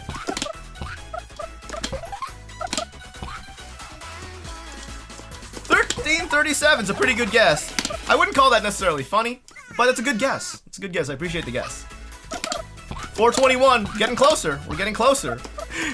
I do like that guess. It's like, what's funnier than 420? Has to be 420 plus 1, right? I do like that train of logic, but 25. I see you. I see you understand the reference, but it's also not that. 58008, good number. Pretty high though, not the number I'm thinking of. Not the number I'm thinking of. This is such a dumb number. I find it funny for the dumbest reason. I find it really funny for the dumbest reason. 420.69. Ah, we're getting a little warmer. We're getting warmer. Really big though. We're both colder and warmer at the same time. We're getting colder and warmer.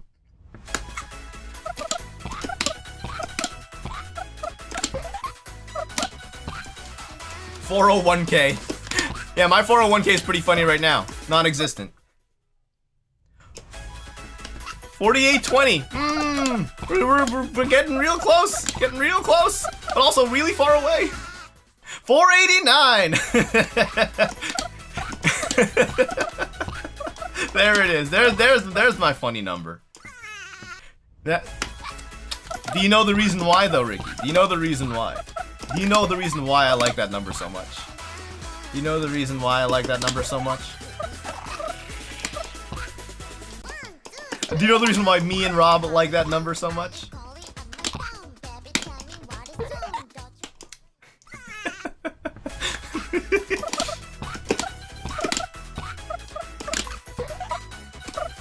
Exactly, Ricky. Exactly. So it's a personal goal of mine to get a run that ends in 489. Because what's funnier than 420 and 69? Put them together. I don't know, man. It's stupid. Like I said, it's a completely stupid reason why I like that number. Just put them together. Combine the powers of 420 and 69 together. They're unstoppable. It's a personal goal. I'm never gonna hit it. The likelihood of me ending a run in 489 is about 1 in 1,000. It's about 1 in 1,000.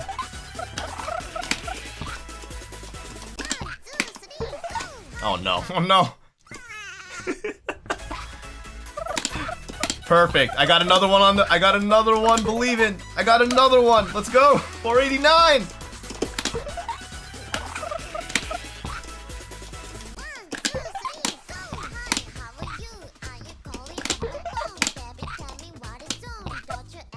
Alright, we got a good run going so far. Cleft bounce. Let's go. I missed the cleft bounce. Oh, I'm sad. Oh, it's fine. Let's run it again. It's actually, what's interesting is that when you do speedruns, right? A lot of the time, you'll always just end up posting your personal best, or if you manage to get a world record, a world record. But what a lot of people don't see, which is what you're seeing right now, is the actual grind of all the failed attempts and all the theory crafting that people do in order to get the record. There's so many failed attempts behind the camera that you will never see just because they aren't recorded or they're not saved because they're not worth it to the person doing the run. I'm streaming right now, so you guys can see all the failures, but like this is just what happens. There's so many failures when you're trying to go for a personal best or a world record. You keep going for that tiny little time improvement, but just minor things that you get wrong Maybe you misjudged a jump here, misjudged your positioning there, you try to skip and messed up. Sometimes RNG doesn't work in your favor. It's a lot of failure, a lot of resets. So sometimes it's funny to me to think, the people who've been like watching my speedruns recently on the YouTube videos, they're seeing the performance of getting the personal best or getting the world record when I have a time that looks good enough to present. But what they don't see is the hundreds, maybe even thousands of times that I'm just doing this and not getting it. And like maybe they try it themselves. They try to do the run themselves because I make the game look fun. And that's great. But then they were like, wow, I can't do anything like what he did. And then they drop it after they like realize that they're not at my level. I'm not at that level all of the time. You're seeing it right now. I keep screwing up. I missed that again. I'm barely getting past the first checkpoint a lot of the times. So it's just you just gotta keep going at it. A lot of people don't really understand that about speedruns sometimes, I think. You just gotta keep doing it until you get it. It's like with anything really, you just do it until you get it. It's just all practice. The first bounce of fast book consistently. Position just here. Alright, let's how many stages smol Ame have? There's 3 right now. There's this one, Ame's office. There's one I was just playing, Red Heart, and then there's this one, Pop on Rocks, based on the Hollow based song Pop on Rocks. Really good stage. First bounce consistently here. So it depends on how you're trying to approach it. The common way that the community now does this jump is so we'll either land on the bookcase early, we'll walk, let ourselves tilt, and then do an instant bounce like that. So instant bouncing, this was added in like 3 patches ago, where if you press jump, and then during the first couple of frames of jump, you press pound. You can see like how fast I'm pressing my buttons at unlock frame rate right now. This will get you an instant pound. Basically, you do a ground pound without being in the air. If you do a ground pound in the air, you see this flip, and there's like a delay where you hang in the air for a little bit, and then you go down. The timing window is a little bit different if you're playing at like 60 FPS, 100 FPS. The higher your frame rate goes, the less time you have to wait to do this. If you're at 60 FPS, for example, you have to wait longer to do an instant pound. So you have to like delay yourself a little bit when you press jump and then pound. I don't have to do that because I'm at a higher frame rate, so the game reads from my inputs faster. So I can just do this. I just like really quickly press the 2. So that's the first step, is knowing how to do that. I don't know if you know to do that in your tasks. But this would be the first thing that you need to be able to put into the tasks, is these. Second thing, so on reset, the way, there's 2, I think, common approaches of doing it. Jump on the bookshelf, walk, tilt, and then go for it and hope you get it. Or jump on the edge, land, instant bounce, and then hope you get it. I am of the jump, land on the edge, and hope you get it variety of runner. There's basically only 2 strats here. So I do it like that, and then you just go from there. So that's the first bounce, right? Kirito, the answer to that question is yes. The answer to that question is yes. It's both. We'll find things by dumb luck. We'll do things by trial and error. Sometimes we'll do it by experimentation. Depending on the game, we'll dig through the game's code and really try to understand the physics to like figure out how we can exploit it. We'll do things like we'll take apart levels to like see where there's like gaps in the collision of like barriers or kill planes so that we can avoid them and like, do stuff that was never intended. It's a mixture of things. There's some people who know how to look for them. There's some people who accidentally find things. There's people who will meticulously dig. There's some people who just won't even use those stuff and they'll just play the game normally just as fast as they can. So it's all sorts. It's all sorts. There's no one type. There's no one type of way that these discoveries are made, and then there's no one type of way to speedrun. Even if you don't speedrun the way everyone else is speedrunning, you could always just speedrun for yourself. You could play you could make up a category that no one else uses, that no one else plays. You won't necessarily have a leaderboard, but hey, if you have a consistent route for it, you could have fun with that, you know?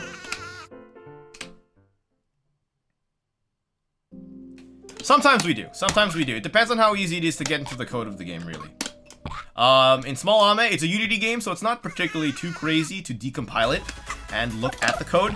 We just won't have like the clean code with like labels and everything the way that Kevin, the guy who made the game, will. But we'll have a decent shot at trying to figure it out. It might take a bit.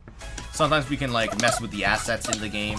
What I would really love to do is draw the hitboxes that Kevin is using for collision, and to understand the code that he's using for things like platform tilts, and for input polling. But that's like me personally, that's like what I would like to see. But again, he doesn't have to do any of that stuff. We could decompile it at some point. I've thought about like maybe trying to like adjust the visibility of the colliders through a Unity decompile, but it's like, I don't know, that's the work. I can just play the game in the time to figure that out and just make it do a faster run maybe. So, you know, it's whatever. Oh yeah, there's a lot of games where you can just jump and just navigate your way to the end because depending on how the level's laid out, the game just lets you do that. Depends on the level layout. Sometimes developers will try to make you avoid doing that by putting things like a kill plane. Basically, it's like a box or a flat surface. It's invisible, but if you touch it, you don't even have to. It doesn't even have to make you stop. You just have to touch it. If you touch it, you just die. A lot of 3D platformers do that to make sure that you die when you go to a certain area. If you're familiar with like, again, I bring up Sonic Adventure 2 because it's the first one that comes to mind.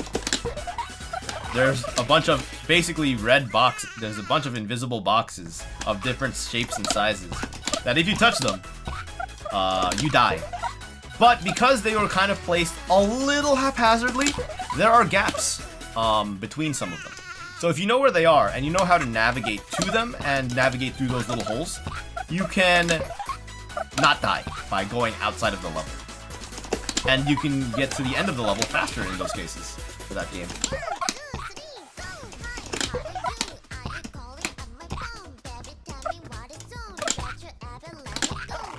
Didn't make cleft bounce, very sad. Did not make cleft bounce, very, very sad.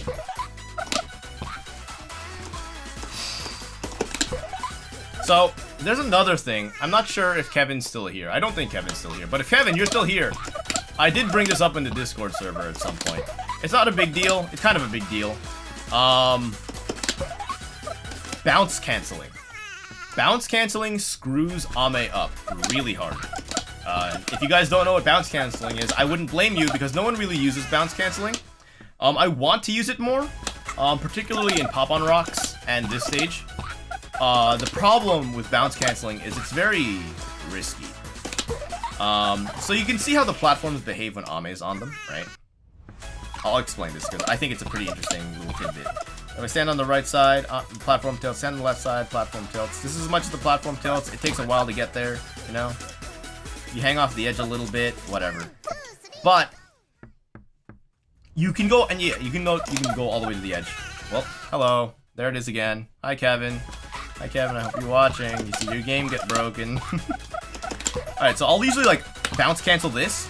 But now, like, I tilted that platform so fast. So what actually ended up happening is when you bounce cancel on a platform, for some reason, I think the game is changing, or offsetting Ame's position.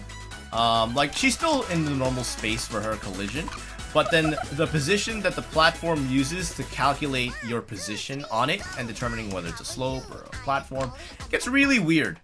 Sometimes you can't, it makes platforms tilt really fast. Sometimes you cannot walk to the edge of a platform anymore. It thinks like 15% from the edge of the platform is the edge, so you cannot actually go to the edge and do an edge bounce. And it's messed up a number of my runs. Sometimes you'll just land on the edge of a platform that you just bounce canceled on, and you'll just immediately slide off because the game thinks you're on a wall or something. And as much as I would love for that to be a tech, because doing that is very, very good. Because, like, if you ground pound on a bounceable platform, which you do a lot, you're in the air. Sometimes you don't want to be in the air. Sometimes you just want to be back on the ground really fast so that you can set up another instant bounce. I also feel like, personally, you have a little bit more aerial drift control when you do a small bounce like this than if you were to do a big jump like this. But, again, that's, like, personal whatever. And I think it's a very good way to potentially speed up runs in some areas, so you don't do a big bounce on these platforms like this. And then you can like ground pound the things faster and recover faster. You have to time that jump for right after you land the ground pound. But because of how messed up it makes your platform interactions, I currently do not use it in any runs. I've been wanting to, but every time I've tried to grind out a run with that trick, it just completely ruins the run or makes it very, very difficult to do. Especially at high frame rate. I don't know it affects 60 FPS players the same, or 144 players, the way it affects me at like 300, 400, 500 FPS sometimes. I know at 300, it absolutely ruins a lot of platforming. So it's just a trick I avoid using because I play at high frame rate. It's very interesting. And in theory, there could be places where bounce canceling at high frame rate could deliberately be used to, like, say, tilt the platform faster or get some weird physics that could enable some weird interactions to happen. Like, I don't know, maybe bounce cancels could make pot skip more consistent. I don't know, I haven't tested that yet, but I'm not really inclined to figure it out right now because it just ruins a lot of my runs. PC specs right now, primarily the key specs you need to know are the CPU is a Ryzen 3600.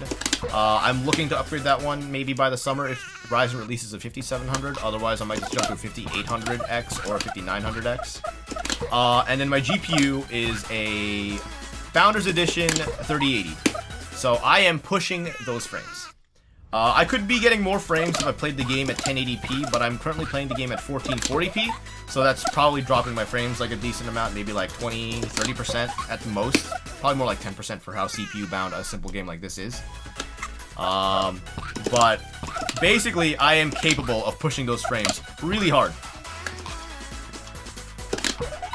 I'm even driving 2 monitors right now. All my audio is going through an external mixer. That's not really relevant, but you know, this is how it is.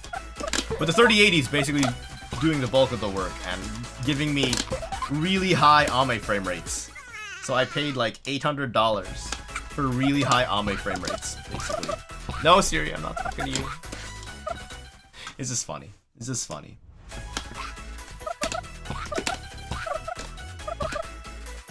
Rob, I'm never gonna get a PB whenever I mention Sonic Adventure 2. Here's a rule of thumb for you. If I ever start talking about Sonic Adventure 2, I don't like talking about Sonic Adventure 2, but it's just a good reference point. I will never... Oh, that was weird. Kevin! Hey, Kevin! Your game's broken.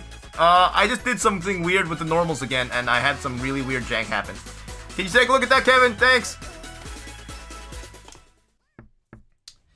Yeah, no, I just got lucky again on that 3080.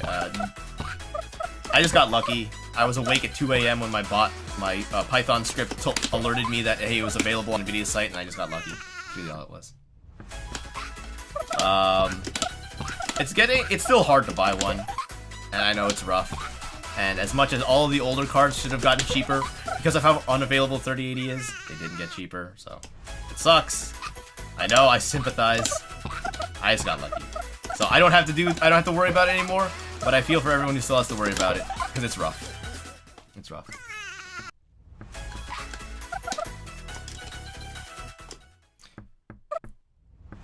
Yeah, the game's CPU, at this quality of hardware, this game is basically being CPU bound. But it's whatever. Again, I'm not trying to push it that far. Like, this is more than enough to get the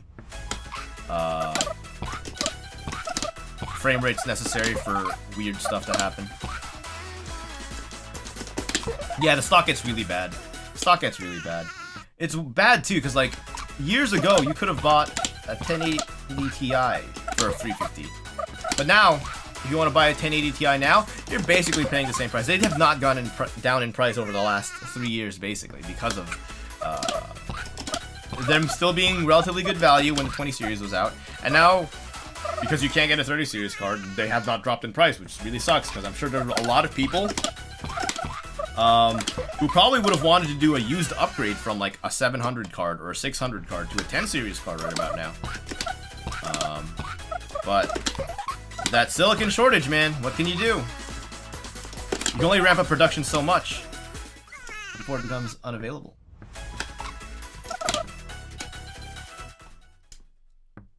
Alright, Rice. You have a good one.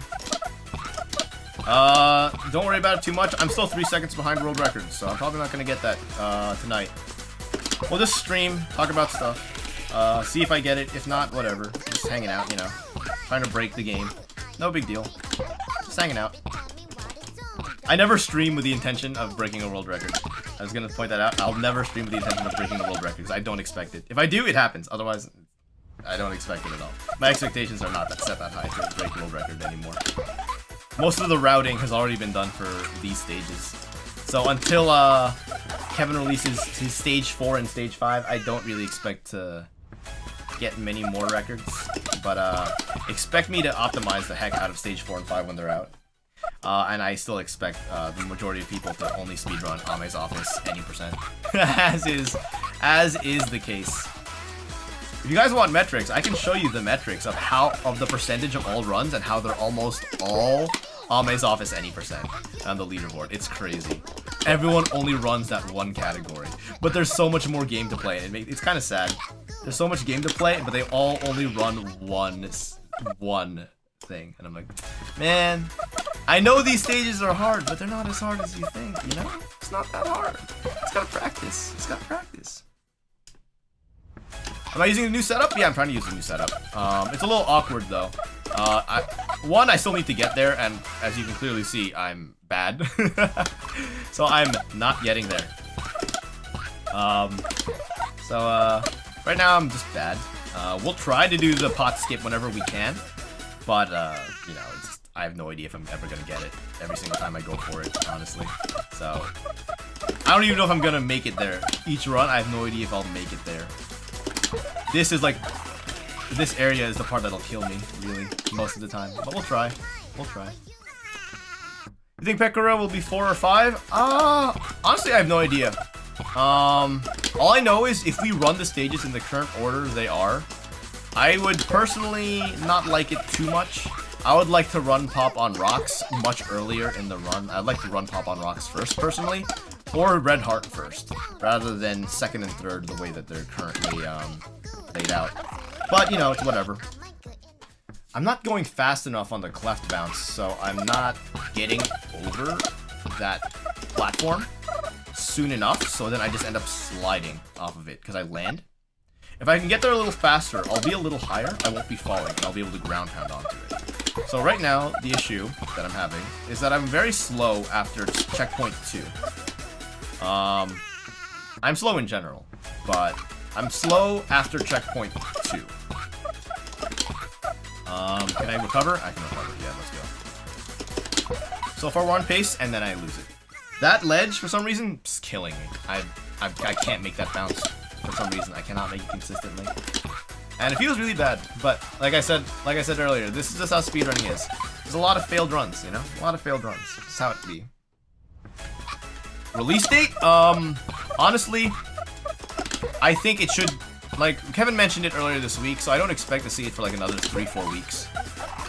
Because, like, you can design the level very quickly, but then there's, like, actually fleshing out the whole level, making it look nice, and then testing it yourself for, like, the flow of everything, making sure you've explained all of it to users, designing new assets for it and creating it, and then actually creating them and then implementing them in the game. So in my head, I'm imagining, like, three-ish, maybe 4 weeks for a stage. Kevin has been working on the game for, like, since December or something. So maybe actually not 3 weeks. I'm using 3 weeks as like an estimate for both of the stages, I guess, for both the stage 4 and 5. So maybe like anywhere from like 2 weeks to a week and a half for each stage. I'm not sure if he wants to release both of them in the same update or like release them individually as different updates. But we'll probably have a leaderboard reset when that time comes, and hopefully we'll see some of you guys in the speedrunning Discord as well. Try to speedrun either those new stages or the old stages or whatever, you know. Just casually. Well, here's the thing. A lot of the games I speedrun casually. If that's something you can believe, most of the time I speedrun casually. Meaning, I'm not trying to get world record most of the time. Most of the time, I'm actually just speedrunning for myself. I just like being good at the games I like, you know? I feel like I have a good understanding of the game. I get a lot of value and replayability from the game I already bought, so it makes the game have a longer, like, relevant lifespan to me, you could say, right? And then you just get better at the game. And then once you start speedrunning one game, whether you're actively speedrunning it seriously or not, you start to like pick up speedrun behavior in other games. You're just trying to go fast, you know, just optimize movement here and there. Maybe you find that jumping makes you go a little faster than walking, so you're always jumping, you know, small stuff like that. And then you just sort of start casually speedrunning everything you play. And it's a curse. Don't actually start speedrunning, it's a curse. You can't break away from it. Unless you really hate the speedrun. Don't start speedrunning, it's a curse. You'll only ever start thinking of speed strats.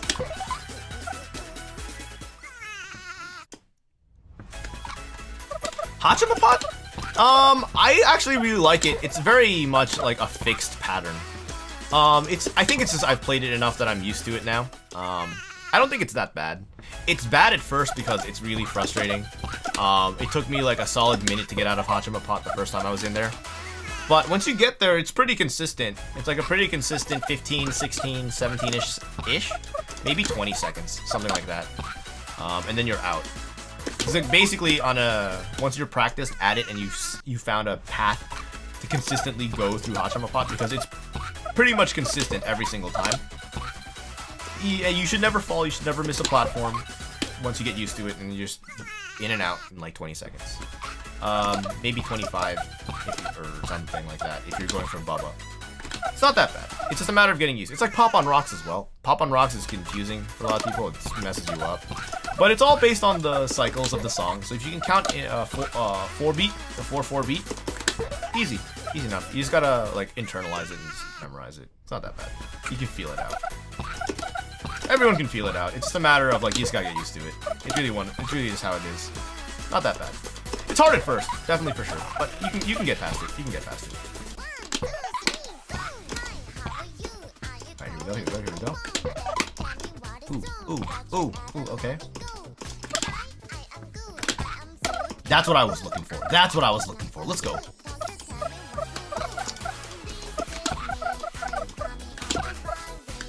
I want a cleft bounce for that one, but I found that it usually doesn't work in my experience, so I'm very scared of doing a cleft bounce there.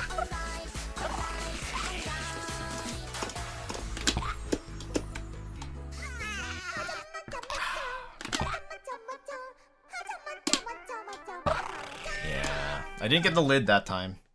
It's what it is. That's how it is. So do it again. Maybe we'll get the lid this time. Maybe the platforms will be lined up perfectly. Who knows?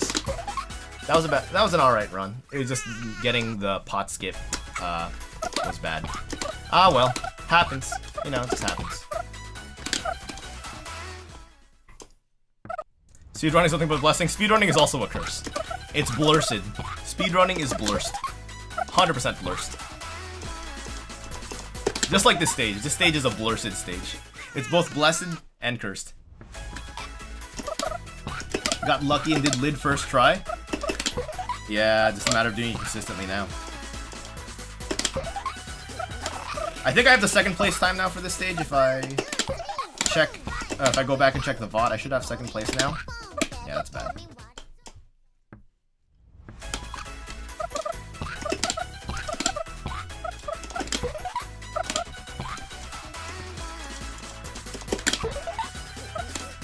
I actually kind of missed the old camera for this stage.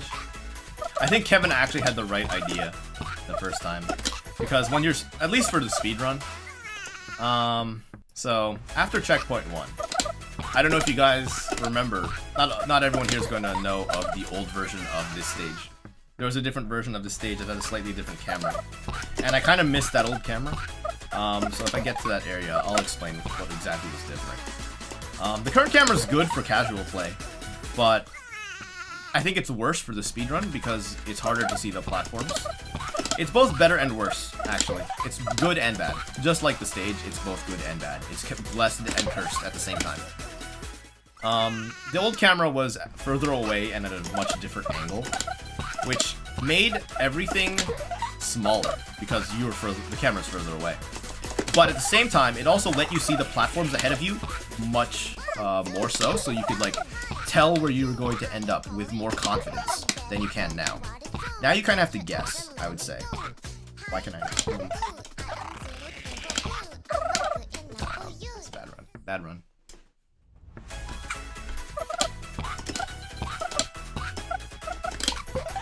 Yeah, and like that's a very similar mentality, Kirito, to just speedrunning, but it's for like the whole game. Like when I was a kid, even before I even thought about it, like once there was a game that I could beat, like if you remember like old school games, like I don't know if you played old school games, like anything on the NES or an SNES, or mostly an NES or like a Genesis or something like that. Those games, by today's standards, are not very long. You can beat them very quickly, right? It's just that they were also very hard. Especially to people who are unfamiliar with video games, or if you just never played a video game before, or just like, given like the general gamer level, the average level of gamer, like in the 90s and whatever, even the early 2000s. So like those games are shorter, and so sometimes like after you beat the game, it's like, all right, I know I can beat this game, and like I don't have any other games as a kid. Because games are expensive. My parents aren't going to buy me every single game I want to get. They're not going to buy me every game that comes out, so I just got to play the games I got. And so sometimes you just like end up playing the same game over and over and over again. And you'll just get faster at doing it every time as you learn the game better and better. So like even as a kid, whether at least back in like my experience, because you didn't have like a million free games available to you with Flash games or mobile games. Well, Rip Flash actually. But yeah, no, like even then, like, I was kind of, in a sense, speedrunning some of those games. Because, like, once I learned how to do a game, it's like, I'm just going to play it again because I can beat this game. And I don't have any other games. So you just play it again until you get good, you know? I guess you could say I was basically practicing how to practice speedrunning as a kid. Just practicing how to do it.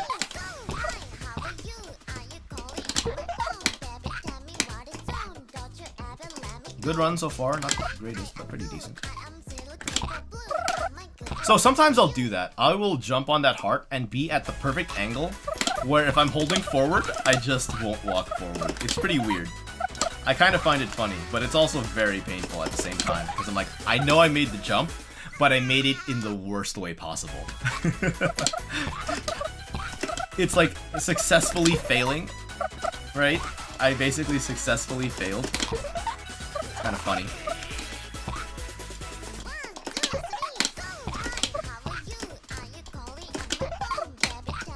Alright, this is a decent run as well. I got some decent platform positioning.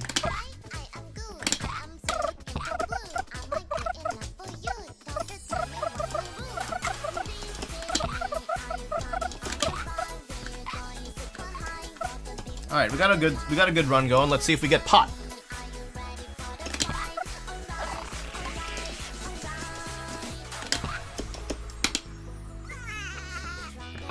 We got pot!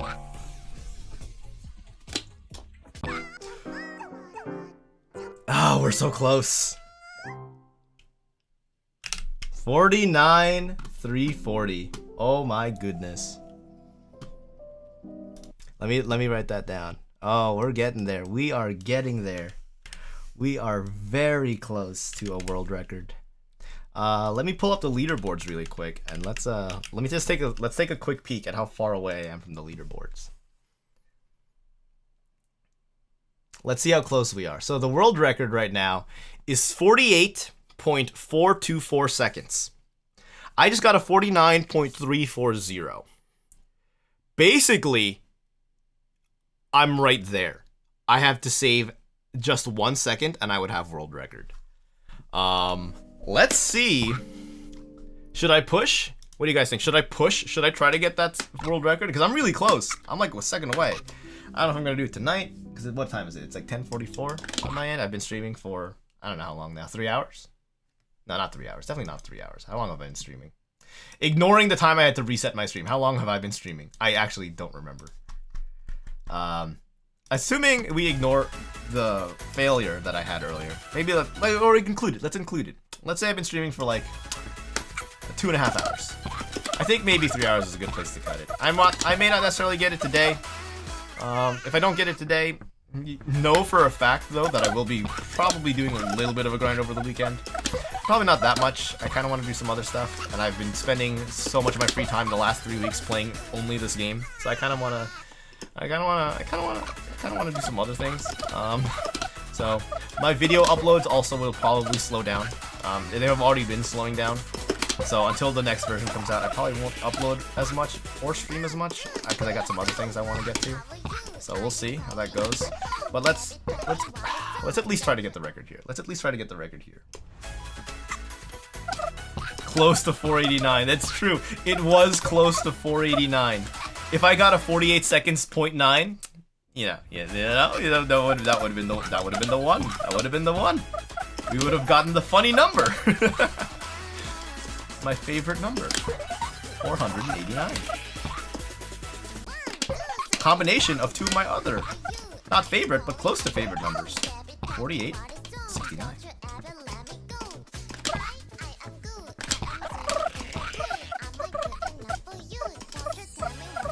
So far, we got good pace.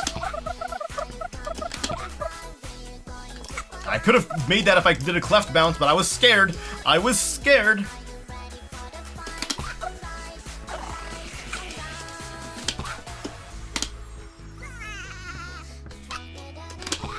I didn't get it. Oh, that would have been so good if I got it. Maybe I didn't wait long enough. Maybe I didn't go high enough.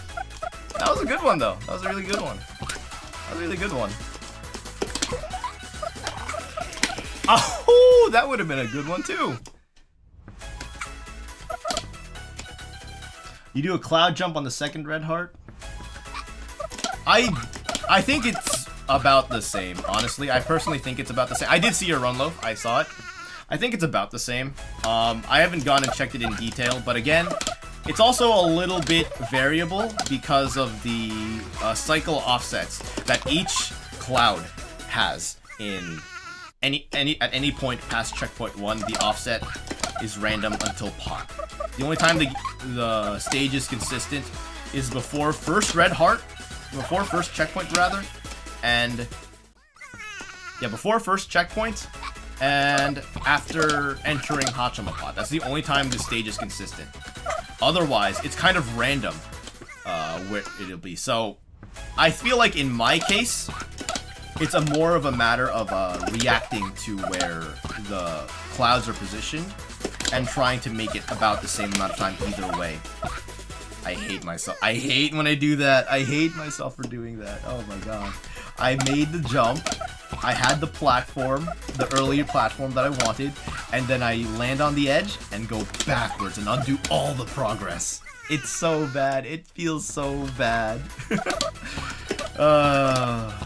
Part of it is I'm just doing the ground pound out of feel. I don't have like a timing or a visual cue or an audio cue for it. I just do it like that. And it ruins me every time. No! It hurts. It hurts.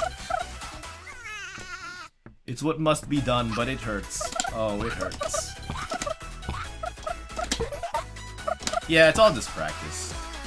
Whatever strat works for you, just do it until you're good at it. And then if you feel like you want to go faster, either push harder or try a different strategy. That's basically it. Learn a strat, stick with it until you're good at it. If you've decided I'm good enough at it and I want to go faster, then you decide either you push a little harder, which is what everyone's been doing for Ame's Office any percent. They're just pushing harder.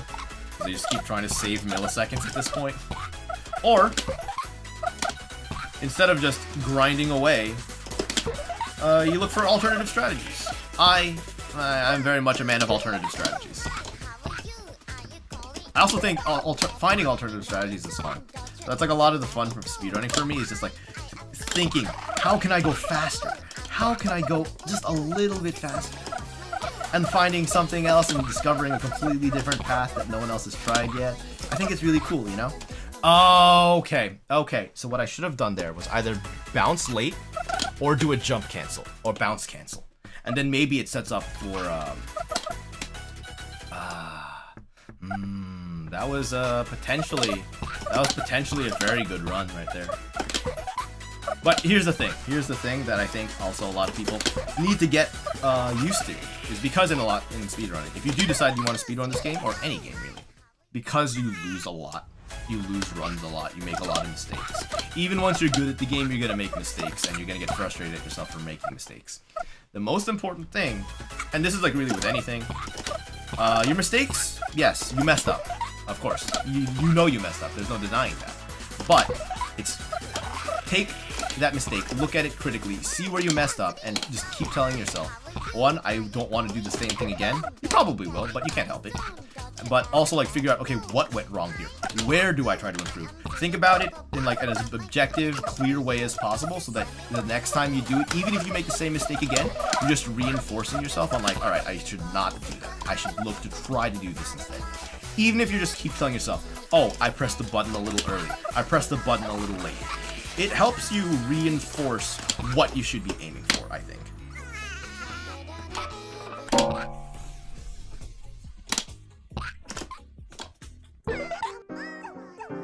That was a little slow. I got it, but it was slow. 51.049. Yeah, man, you just do it. Anyone can really do it. I think that's really all it is. Anyone can be the fastest runner for this game in any category, and I believe that since day one, which is why I kept pushing people so hard and being antagonistic. And I still kind of am, because like you can push these records. You can push these records. I'm like improving the times, but like I'm not the one grinding these numbers down super hard. I'm like distributing my playtime with the levels relatively evenly, except for when there's like one thing that's like grindy like this. I'm relatively even in my, as much as even as you could be with my like level distribution of playtime. I'm not just pushing my nose to the grindstone for one record and one record only. Mostly because I think the entire game is actually very fun. It's very solidly built platformer, so I want everyone to play everything and like really get good at the whole game. Two, I think putting your nose to the grindstone for one stage means you only know how to play this one stage. This is evidenced a lot by the the discussion in the speedrunning Discord for Small Ame, that people think Red Heart and Pop on Rocks are hard. And they can be to an extent, but I also think they're actually very forgiving compared to Ame's Office, because Ame's Office is such a short run that if you want a good time in these stages, you can still have like a slow time and it still be a good time because of how hard the stage is perceived to be. I think you can, and then once you like get used to it, you'll notice once you actually start doing it and you start getting more and more used to it, you will absolutely 100% notice big time saves every single time you do it, and you're just gonna keep getting faster. And once you start learning how to do these other stages faster, either it translates into you just having a better general game feel, which can help improve your Ame's Office, whether that's any percent or above a percent, and it just makes you better at the game overall, so that when stage 4 and 5 come out, you're ready for them. And any other stages that Kevin says put in, you're ready for them, and you'll be at least adaptable enough to not just like throw your head against that stage and say like, oh, this is too hard. You'll be like, okay, there's some weird stuff here, I gotta get used to it, but I know how to play the game. I know how to generally look for what jumps I can look for, what time save to generally go for. I can get a feel for the cycles. I can recognize mistakes where I made them, how to improve them down the line. So just play it more, you know? Especially if, like, I know a lot of people are getting very frustrated at grinding only Ame's Office exclusively. And I'm like, I understand that frustration. Stop grinding it. Grind something else. Come back to it later. That stage ain't going anywhere. The record might move, but you can also improve your personal best.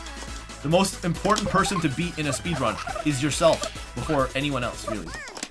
Your primary aim for improvement should be beating your own time, not necessarily getting a world record. But that's like what I personally think. So, blah, blah, blah, blah, blah, blah, you know, whatever. Speedruns. Speedruns, guys. Speedruns. Speedruns are fun. Ame doesn't want to speedrun this game. I think she should. I think if Ame channeled her gremlin rage into purely into getting better at a game, she would be a very competitive speedrunner. She just takes her Gremlin Rage and takes it on Deskun instead. But if she took her Gremlin Rage and channeled it back in for game improvement, she could probably be really good at like any other game she wanted. Just like how she's pretty good at FPSs. She just needs to channel that Gremlin energy, you know?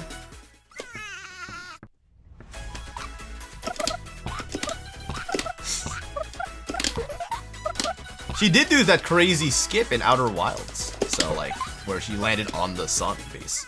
So it's like that's not something that's easy to do. That's usually something people attempt at the end of the game once they're very familiar with the flight controls. She just went for it. So like she really, if she wanted to, I think she could actually be a speedrunner for her own game, her own fan game, and I think that'd be amazing. She just needs to not be so much of a gremlin. Or be a gremlin, but channel the gremlin energy, you know? You know? Yeah, no, I completely understand speedrunning does not make the best content. It's very repetitive. And some people just don't like that. I understand that. To be fair, sometimes I do think some games can be repetitive. Like, when you're playing Minecraft by yourself, not saying that anyone in Hololive in particular is like maybe boring when they play Minecraft. But in general, Minecraft, when you're solo, it's a very slow process, right? There's a lot of time to talk to chat, a lot of time to just shoot the shit, you know? I think speedrunning, as long as you don't approach it with too much gremlin rage, it can also be a similar sort of time to that. It may not have as much visual progress that you can detect, like, let's say in a drawing, taking some time. Like, that takes some time and it's slow. And you don't see the progress immediately because you have to let it build up over time. Minecraft, similar case. You don't see progress immediately, it's very slow, very repetitive. Progress is to build up over time. When the progress is done, it's pretty cool. And then you can just, and the thing that you finished, that itself can be content. Speedrunning, I think, can be done in a very similar way.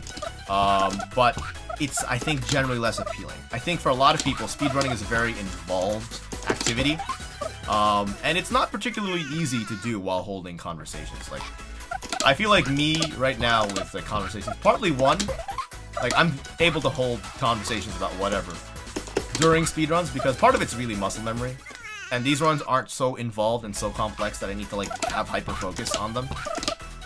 But I can like explain a lot of things, I can talk about a lot of things while I'm playing this game, and like my runs generally end up being decent, or the same, so. I think if they can talk, if Hololive could, if Ame could talk while playing a video game, she could totally talk while playing a speedrun and be not that much of a gremlin. But again, up to her, not saying she should, but she totally could have that ability if she wanted to. I think she's capable of it. She'd 100% be capable of it. Yeah. The thing with, yeah, and I think the thing with Apex, it is very similar. This moment-to-moment situation can sometimes be very different. Very similar to other situations, but also very different.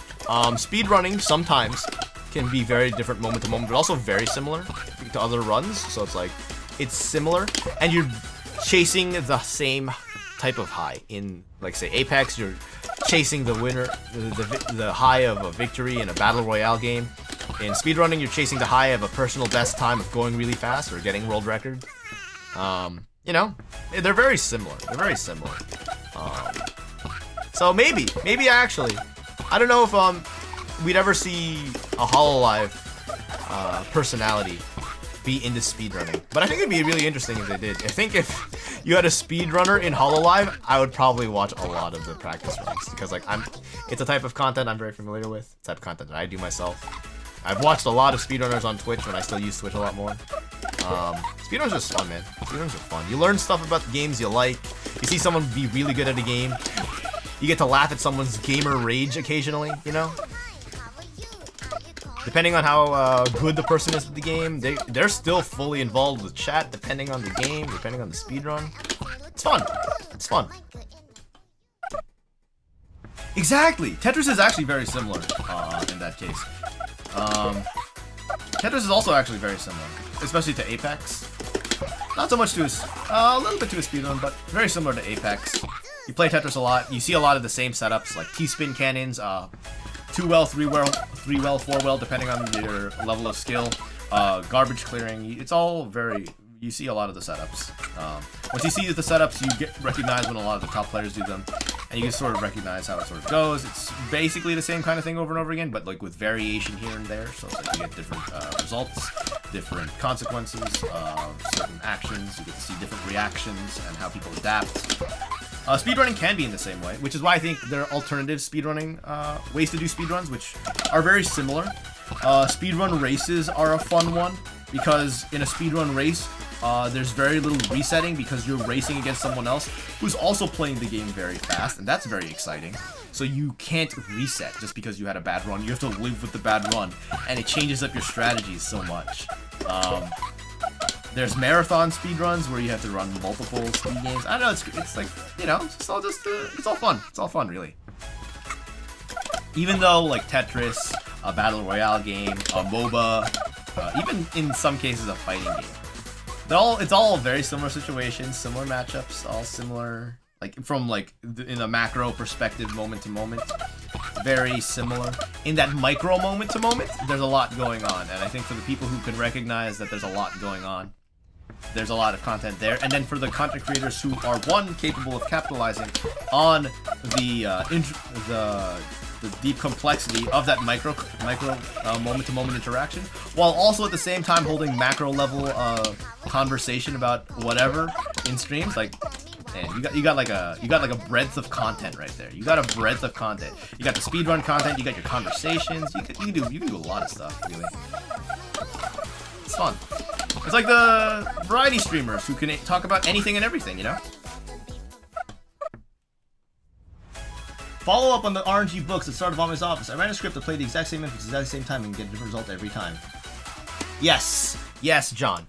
You've basically confirmed what I think a few of us have already known for sure, and what Kevin also confirmed to us directly. But now you have like empirical proof of it. You have the same inputs at the same fixed timing, but you're getting different results because the platforms are in different places. Which is why I actually do really like this level. A lot of it is adapting to the different positions of these platforms. Because they're not going to be the same. So you can't just run a script and or like do the same sequence of inputs perfectly and just get a good result. You have to react in real time to not only be good at the game, but also be good at understanding what is happening in the level so that you can play it as good as possible, as well as possible. So I actually think the stage is really good as a consequence of that. Not everyone agrees because they like Ami's office too much. That's what I mean.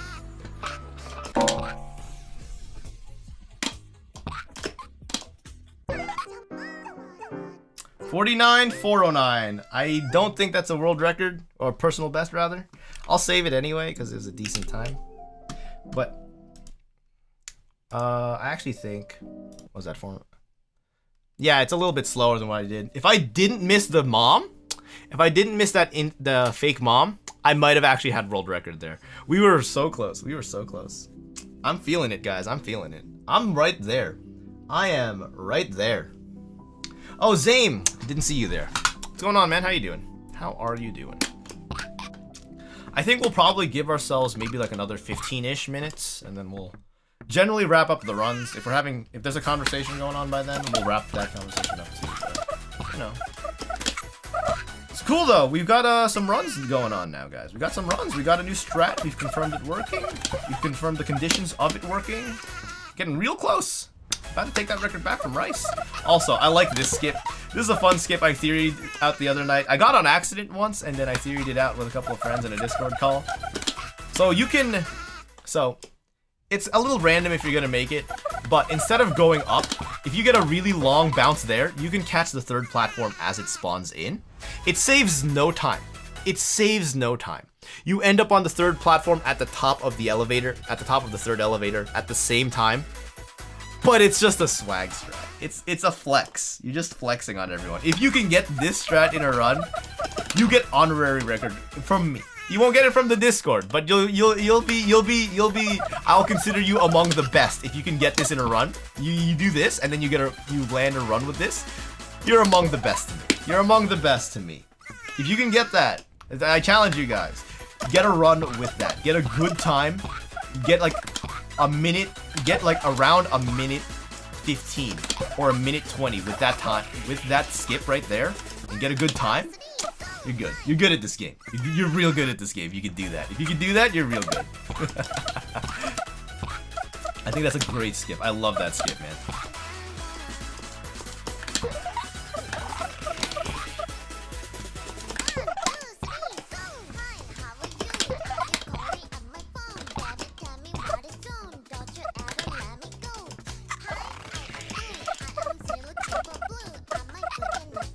We're on a good run right now. Let's hope. Fingers crossed, guys. Fingers crossed.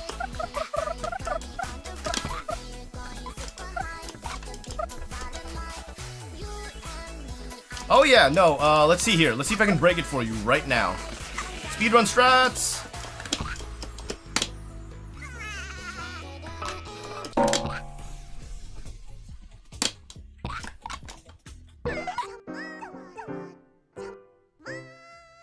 That's slow. But hey, we skipped pot. We skipped pot. We're getting better at skipping pot altogether. No more Hachima hell for us, guys. We can just ignore it completely. Let's go.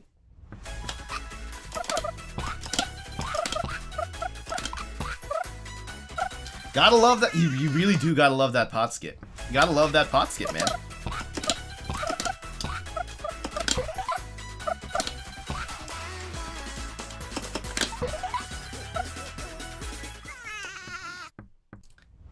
Yeah, man, we're getting there. We're getting there, guys. We're getting there. A little slow that run.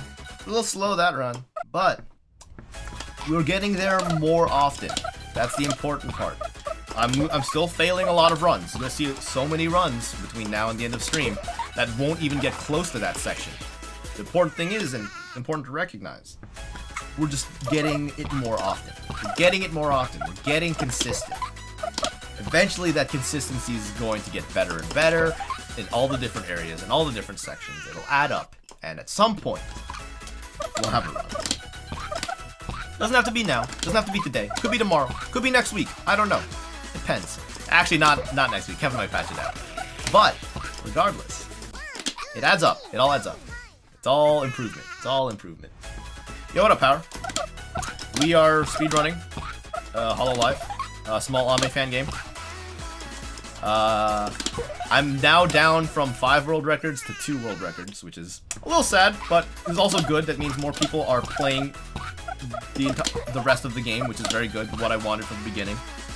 We're just grinding out a new strategy based off of a skip someone found earlier today. See if we can get at least 3 world records before Kevin, the creator of the fan game, decides to patch it out. I mean, fingers crossed that he kind of leaves it in to an extent, because I actually think the skip's really cool. It's also very hard.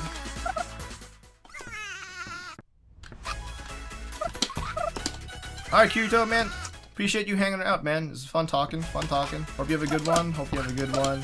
Maybe I'll see you next time I stream. Hopefully, maybe I'll be streaming small anime again sometime in the future. Maybe when there's level 4 and level 5. We'll see what we can do to break it then. Hopefully, we'll see you there. And maybe you can help us think of some new strategies.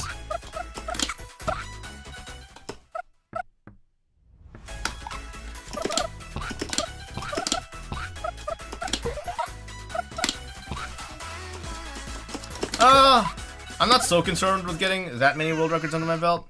Like, I just kept taking world record away. So like, Power, I know you're not really super up to speed with what's been going on, but I keep taking world records away from people. Partly to be antagonizing, but then to use the antagonizing to get people to play more of the game. Because the primary speedrun category for this game is the first level at any percent. I, however, want everyone to run the entire game, because the entire game is really fun, if you ask me. So I'm just being antagonistic, and it's kind of working. It kind of works. It's kind of working. We got people running the other stages now. If ultimately I don't have world record by the end of it all, that's fine. I got people to play the game. I held records. I did a lot of the routing for a lot of the stages for a good part of the game.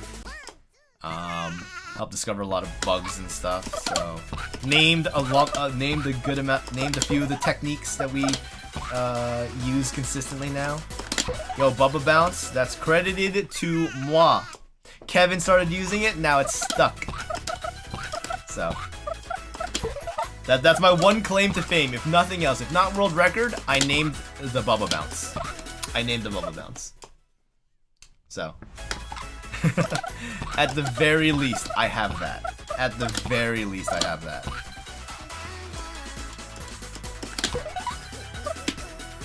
You know, that's how it is. It is what it is, you know. Speedruns, whatever. You get the record, you lose it the next day. That's how it goes. Maybe you hold it for a month. Maybe you hold it for a year. Maybe you lose it in 3 minutes. You never know.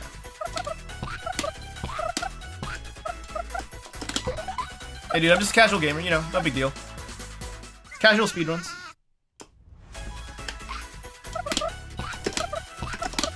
Well, it's kind of like, I'd love to play like Clone Hero again, but I'm not really sure on how safe that is. You could play like community-made music tracks, but anything that uses like a licensed music track, which is like a lot of the stuff the majority of people play on like Clone Hero and stuff, very risky, very questionable. So I have held off generally on playing it on stream. I'll play it every now and again. I actually played it for the first time in months a couple days ago. It's been a hot minute, but that was fun. It's been a while though. Bad bounce.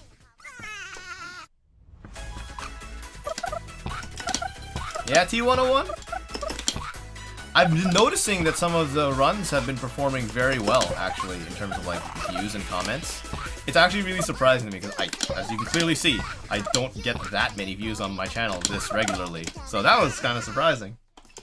So I just keep posting my times here on YouTube as I keep getting them, as I keep like taking the world record back from other people, and I keep improving my time. And surprisingly, people keep watching, and like that's crazy to me. I didn't think people would watch my speedruns, but also, you know what? It's Hololive. I'm riding the wave. It makes sense. It makes sense from a content perspective. Hololive is big. Amelia Watson is big. Wolfie, small Ame, big. Put those together in a speedrun. You occasionally have the world record. It's pretty big. I do appreciate you stopping by though. Appreciate you stopping by, checking out what some of those runs in the feed, I hope. It's been a nice change of pace, having a lot of people see the runs. Most of the time they're just for myself anyway. But it's nice having other people see them get excited about the records and stuff.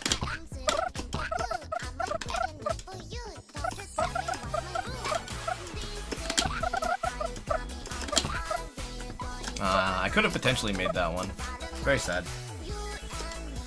I do like Hololive. If you were to ask me my personal favorite Hololive, it'd probably be Marin. Sencho.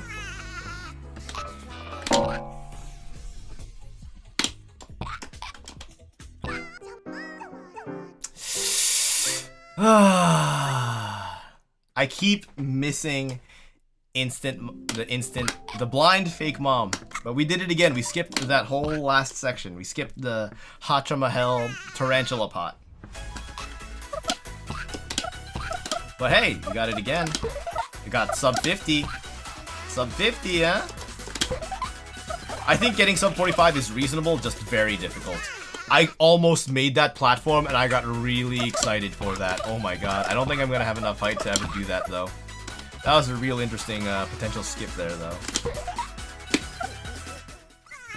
But yeah, Crimson, I like Hololive. Marin is my favorite, and then I'm probably split between... No, actually, I think I mentioned this last time I streamed. I was split for second place between Mori and Rusha, but I think Mori easily is in second place, just right behind Sencho, and then Rusha is third. Then Coco, I would say, is probably my fourth favorite. Corone is like one of everyone's favorites, of course. I really like Sencho though, especially recently that what is it? That Toho album she did, collaboration. That was really good. That was really good.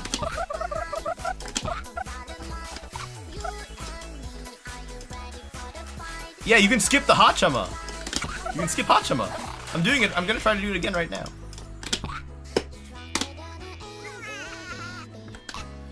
I didn't get it. Here, I'll just do it again, just so that you can understand how you skip Hachama. So I'm playing at unlocked frame rate, which lets me do a lot of really weird stuff, right? So occasionally, if you go really high and then slide on this, you just get. So if you just heard the pot sound and the music changed, I activated the trigger in the level that would happen at the end of the stage when you get out of the Hachama hell cooking pot. So then if we go here and we land ourselves on the fake mom and we ground pound the fake mom, we just skip all of Hachama hell.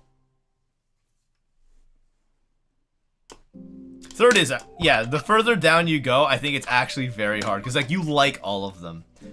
You like all of them, saying. Oh, dude, help was something else. I'm like, I don't know what Hachama's. Hachama is crazy with the storytelling of that, of like the lore, the Hachama lore. I don't think anyone really saw that coming, honestly. Like, if you asked a year ago about Hachama lore, you'd be like, what? Moving to Australia. I would have just said moving to Australia made her crazy. But nah, I think she's big-brained enough that she was planning it from the beginning. I think she was planning it from the very beginning. How did I learn this? That skip in particular, someone found it on accident, and now I'm just trying to take advantage of it. The rest of the game, community effort. A lot of people discovering different things, trying different ideas out. A lot of routing. I did a lot of the routing in just general routing for a lot of the stages and the right now. So a lot of the routing is currently mine. People are finding their own tricks that I incorporate then into the routing and try to optimize the time. Then people take the route and then just grind it out. And that's generally how we learn the game. That skip in particular, though, that was entirely an accident. We never would have figured that out if not for someone accidentally doing it the first time. And luckily they recorded the video, so we could 100% believe them. It's crazy. Speedrunning is very much a community effort. Of course, there's a lot of individual performance for ultimately pushing the game as far as you can go, but a lot of the discovery and a lot of the ideas and the theory and finding new tricks is very much a community effort. Community encouragement, whatever have you. Oh, Kevin both loves it. That's the funny thing, Shui. He's in the speedrunning Discord with us. He both loves it and hates it. He loves that we are playing the game so much, and we're giving it as much attention as it is. And that we're also, like, finding out all of these things that are, like, weird with the game, and we're really pushing his game to the limit, so that means he knows how to, like, better optimize it, make it more normalized across different hardware, stuff like that. But he also hates it because he puts a lot of effort into these stages, and we're just like breaking them and or just skipping it so much. It's like a love-hate relationship. You love it because people clearly like your game. They're putting a lot of time into it, and they're discovering things you never would have even thought of. But then at the same time, they're just completely ignoring all of the hard work you put into it and just breaking it to go, haha, zoom fast, haha, zoom and boomer, you know? It's both good. But ultimately, though, I think he appreciates us speedrunning the game. He appreciates the speedrunners, ultimately. I would say. Kevin can correct me. Kevin, if you hate us, you can just tell us. You can just tell us outright. It won't hurt our feelings. But I have a general feeling you generally appreciate us.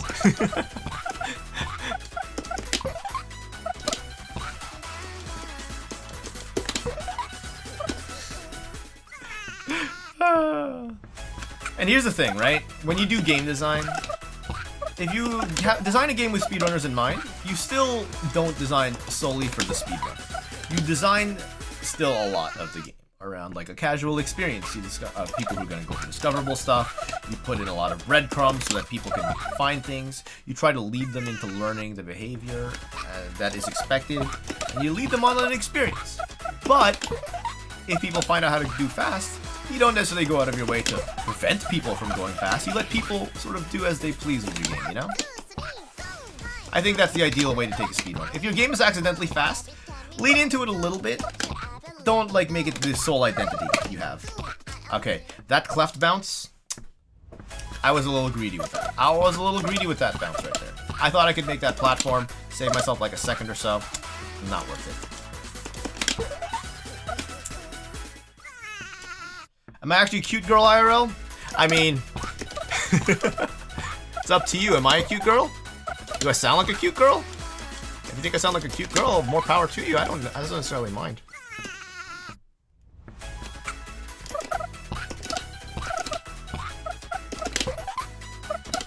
I don't personally know any cute girls with this timbre of voice, but I mean, hey, it's not their fault. I mean, if I am a cute girl, maybe not. You don't know. Some of you know. Some of you probably know.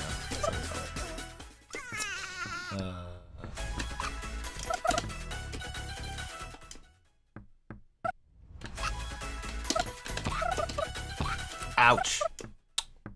That was just dumb on my part right there.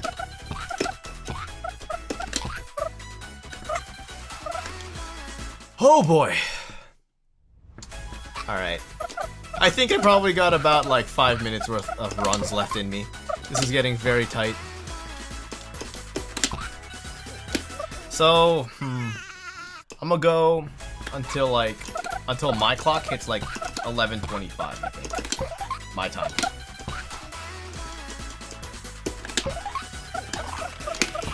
Ooh, good run.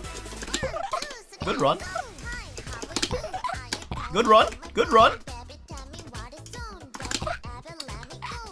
Yeah, I wasn't gonna make that cleft jump, so we just kind of left this as is. Good run. Please don't be a bad run. Bad run. Okay, other favorite Hololive songs. Other favorite Hololive songs. Most basic. Okay. Of all the songs Maury's put out, I love all of them.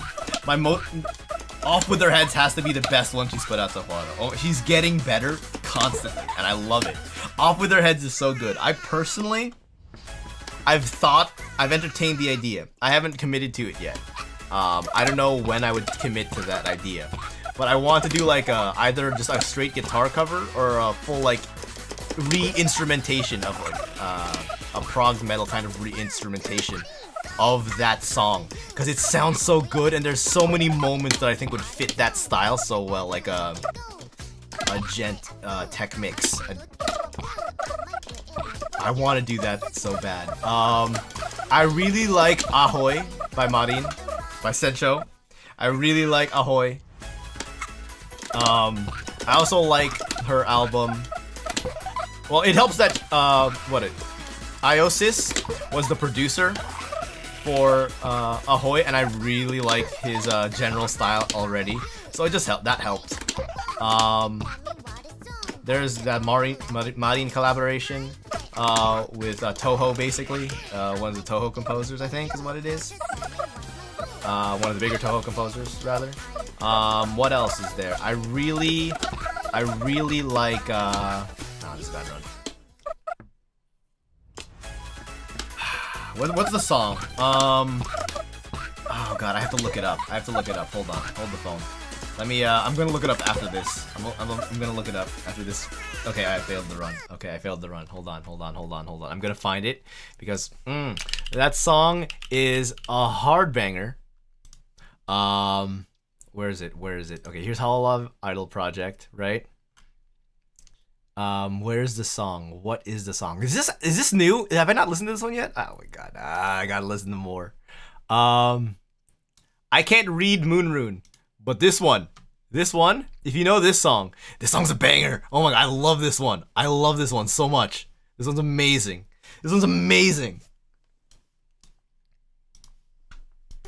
Oh, and Suisei, dude, Suisei, ooh, Suisei's so good at everything. Dude, Next Color Planet, oh my god, she's so good at everything.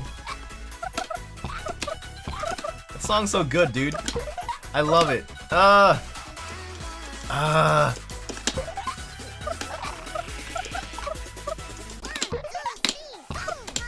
wonder if any other people from Hololive EN are gonna get a song. I feel like Gura should get a song at some point. That'd be good. That'd be cool.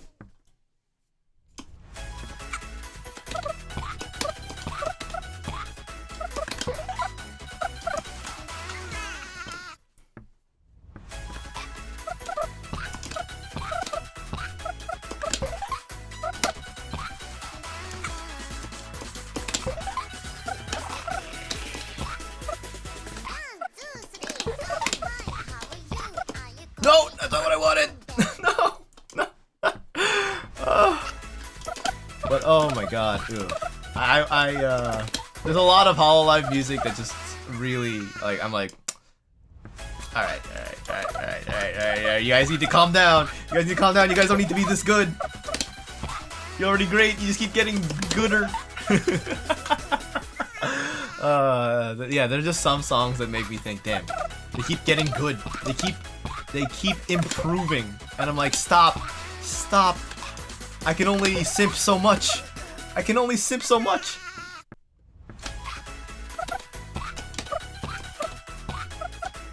yeah, Gura totally has a totally should get a song at some point. Yo, if we got a Hololive city pop song that Gura sang, I would be all about that, dude. I would be all about a Gura city pop, an original Gura city pop song. I would be so for it. I would be so for that. Dude, oh, just thinking about some city pop got me excited.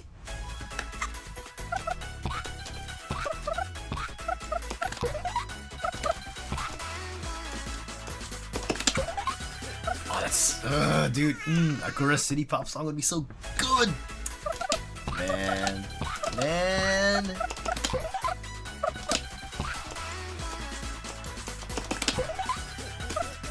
Whew.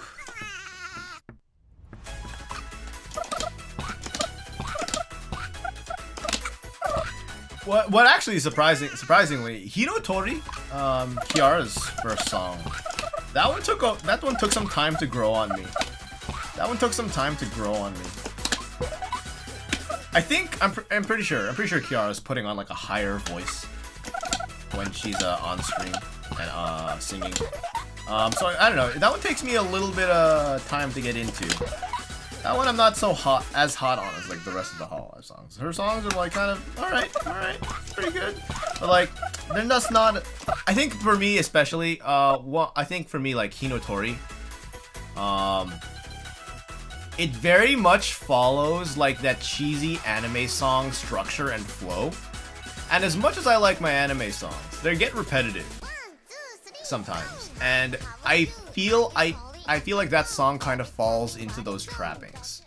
Like, you notice it when you listen to like a lot of like say Japanese music. They have like these musical tropes that they use that we don't use in Western Americanized music. But like they use a lot. So like there's like little like earworms or like little patterns that they do in like the chord structure and their melodies and little things like that. And you just like, oh yeah, this is definitively a Japanese style of song. And Hinotori does a lot of them and like uses a lot of those like patterns that like the generic anime song kind of uses, you know what I'm saying? Not the shit on the song really, but like that's just like how I feel. It's like it feels, it has a lot of similarities to like generic anime songs. Like I've heard enough of those that like I like something more unique, I think. That like I've gotten used to that sound. Yeah, exactly. I think her pre-Hololive stuff is, I think, to me, generally better as well. I also really like, I do like a lot of Mori's pre-Hololive stuff. A lot of Mori's pre-Hololive stuff, actually, once you get into the whole internet rap, Japanese internet rap scene, oh my god. She's got some. Woo! It's no wonder Hololive brought her on. If anything, they should have brought her on sooner. She just didn't audition until she did it on a whim. Honestly. Really good, though. Really good. I think, though, that there's a couple days I've noticed, because, like, I'll listen to, like, while I'm in the car and stuff, like, listen to the Hololive music, right? Like, there's some days that Hinotori just, for me, hits different. Like, there's some days I just want a cheesy anime OP, and those are the days when Hinotori hits. That's when it hits different, you know? There are days when that song hits different for me, basically. And you know what? In those days, it's great. I love it.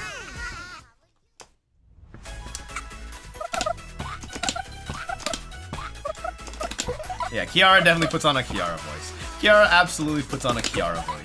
You know what? It's fine. It's the character, and she plays it well. She plays it well. What else can you really ask for? She plays it well.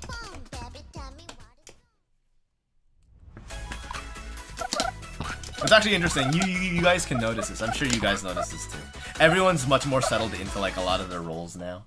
I remember like everyone's debut stream. Everyone's like trying to play up their like character backstories. Remember, we haven't seen Watson's. I don't think we've really seen much of Watson's concoctions since like the first stream.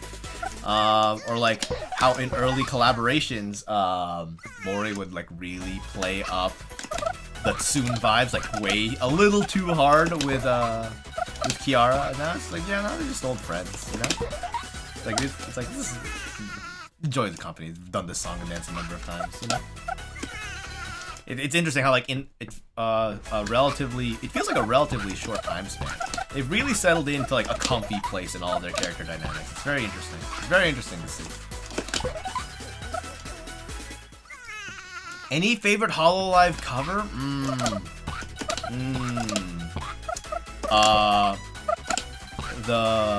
The Mori Pop on Rocks is up there. I know that one. The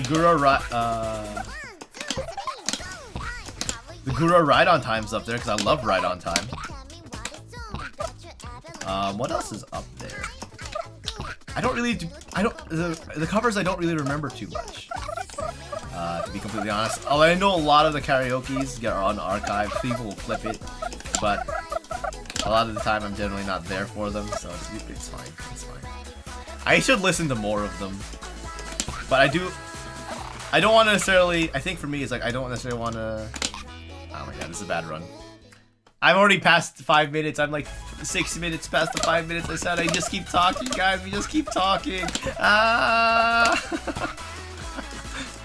I just keep mindlessly doing runs while we're talking. I'm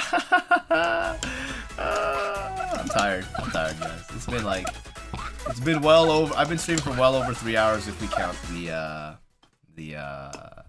what is it? The time when my stream crashed, right? We're well over 3 hours now. It's fine. It's fine. It's all good. It's all good. But yeah, no. I can't say I listen to as much of the covers as I should. Mostly because I don't always have the time. Well, especially now. I really don't have a lot of time to watch them live. So I don't really go out of my way looking for archives or like clips either. Stuff just makes its way to me, right? I'll like browse the Hololive subreddit. I'll like look on like the VTuber clips out of context on like Twitter and stuff, and now like look into the source if I find it funny. Sometimes I'm there for like for lives, not all the time. So I can't really say I've managed to like, have a specific time to look for Hololive covers. I mean, if you guys have any that you'd suggest, like you think there's any covers that are like really good, point me in that direction, because if people are really good at singing, which a lot of Hololive really is, but basically all of them, some of them might just be sleeping. We might just be sleeping on some of them. Let me know, because I'm definitely interested. Definitely interested.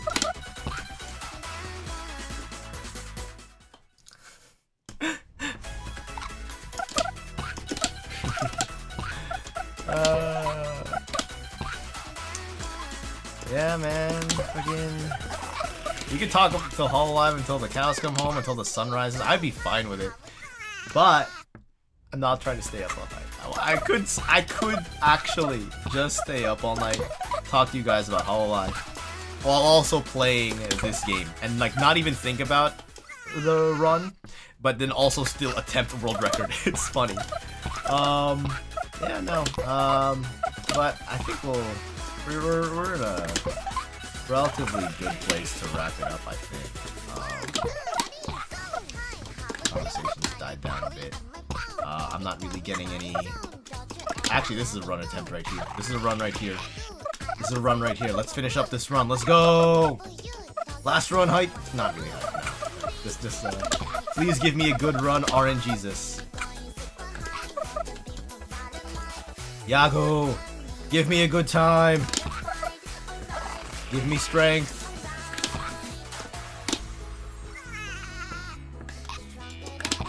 I didn't get the pot! No! Alright, we'll finish the run anyway. Triple jump, let's go! And here's how you do the pot section. It's really easy.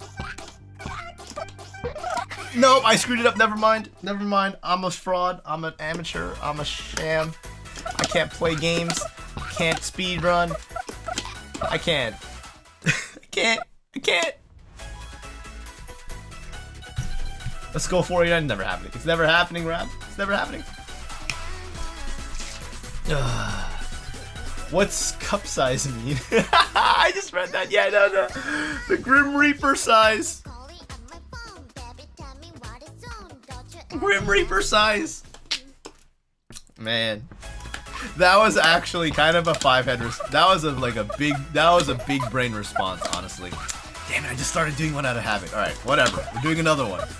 Never mind. We're not doing another one. The edge says not do another one. All right. I'm actually gonna stop. Otherwise, I'll just keep going. I'll keep going if I don't stop. All right. Yeah. No, I have no. I don't know what I'm gonna grind out next. For times. I got pretty close though. I'm within a second of world record. That's pretty good. Still could improve, honestly. A lot of it's luck. A lot of it's getting the setup right the first time. A lot of it's getting blind mom, which I did not. So that's whatever. Get it next time. Get it another time. I don't even know if it'll be next time. But, you know, just do it again later. Who knows? The runs aren't that long. At least I'm not, like, doing an hour-long grind of a game. It's whatever.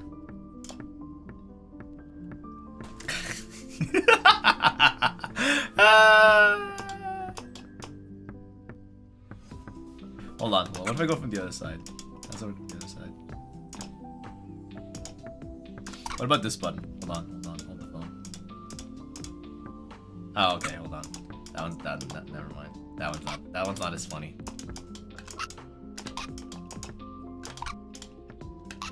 That one's not as funny. This one though is pretty funny. This one's pretty funny. So I'm gonna have to go back. If I don't have the clip of that PB time I got, I'm gonna have to clip it off of this stream.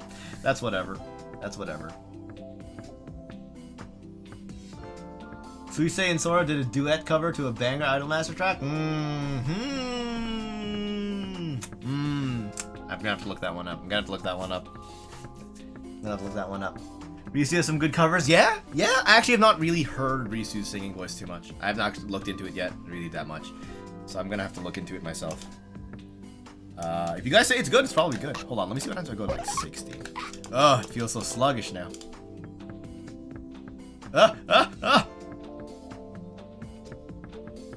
She's approaching ludicrous speed.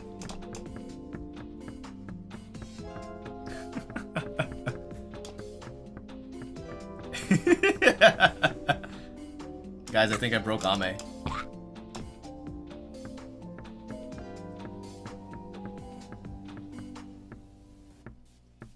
Oh, hold on. I got a dumb idea.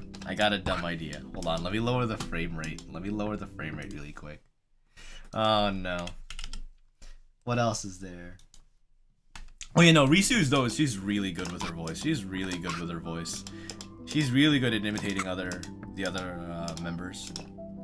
It's kind of crazy. It's really impressive. She's also speaking 3 different languages. Like, come on. It's not easy to speak multiple languages, and she can casually switch between Indonesian, English, Japanese, and she can do impressions in all the languages. She's really good. She also spent a whole month talking about nuts.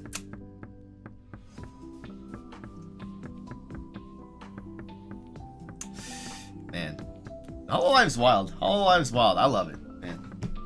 This is fun. All right, I'm gonna head off. I know I got a new episode of WandaVision I gotta watch. I gotta go catch up on other Hololive stuff as well. And I gotta do some other stuff tomorrow. This was fun. Appreciate you guys all hanging out. That was fun, man. A lot of conversation. I wasn't expecting to be talking as much as I was tonight, but that was good. I appreciate it, guys. It's a fun time. Yeah. I'll probably occasionally do more small Ame streams if I'm trying to route a new level, or if I'm feeling the grind for a world record. If you're expecting me to keep getting more new world records, that's not going to be happening right now.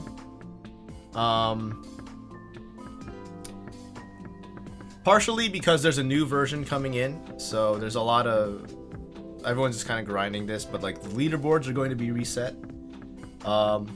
Once God, I'm just leaving this in the background. Yeah, the leaderboards will be reset soon when a new version of the game comes out. So we'll do a little bit of a grind then. We'll just like do a sweep of new personal bests on each new version. I know Kevin says he changed the way Bubba bounces work, so we're gonna have to see if that changes up any of our routing. But yeah, no, I think I've generally met my goal now of people running the other games. I'm probably not gonna push the game as hard. I'll still push, though. I'll like come up with new routes, and whenever a new version comes out, you'll probably see me stream anytime there's a new version. So expect maybe one in a couple of weeks. I don't know. If you're subscribed, hey, thank you, man. I appreciate it. You'll probably be notified when there's live. I don't really know how YouTube works. I'm not really much of a good content creator, so I'll just speedrun, man. I just play games and I like Hololive. I just play games and watch Hololive, man. Ain't that the truth? All right, I'm gonna head off. Thanks, guys, again. It was fun.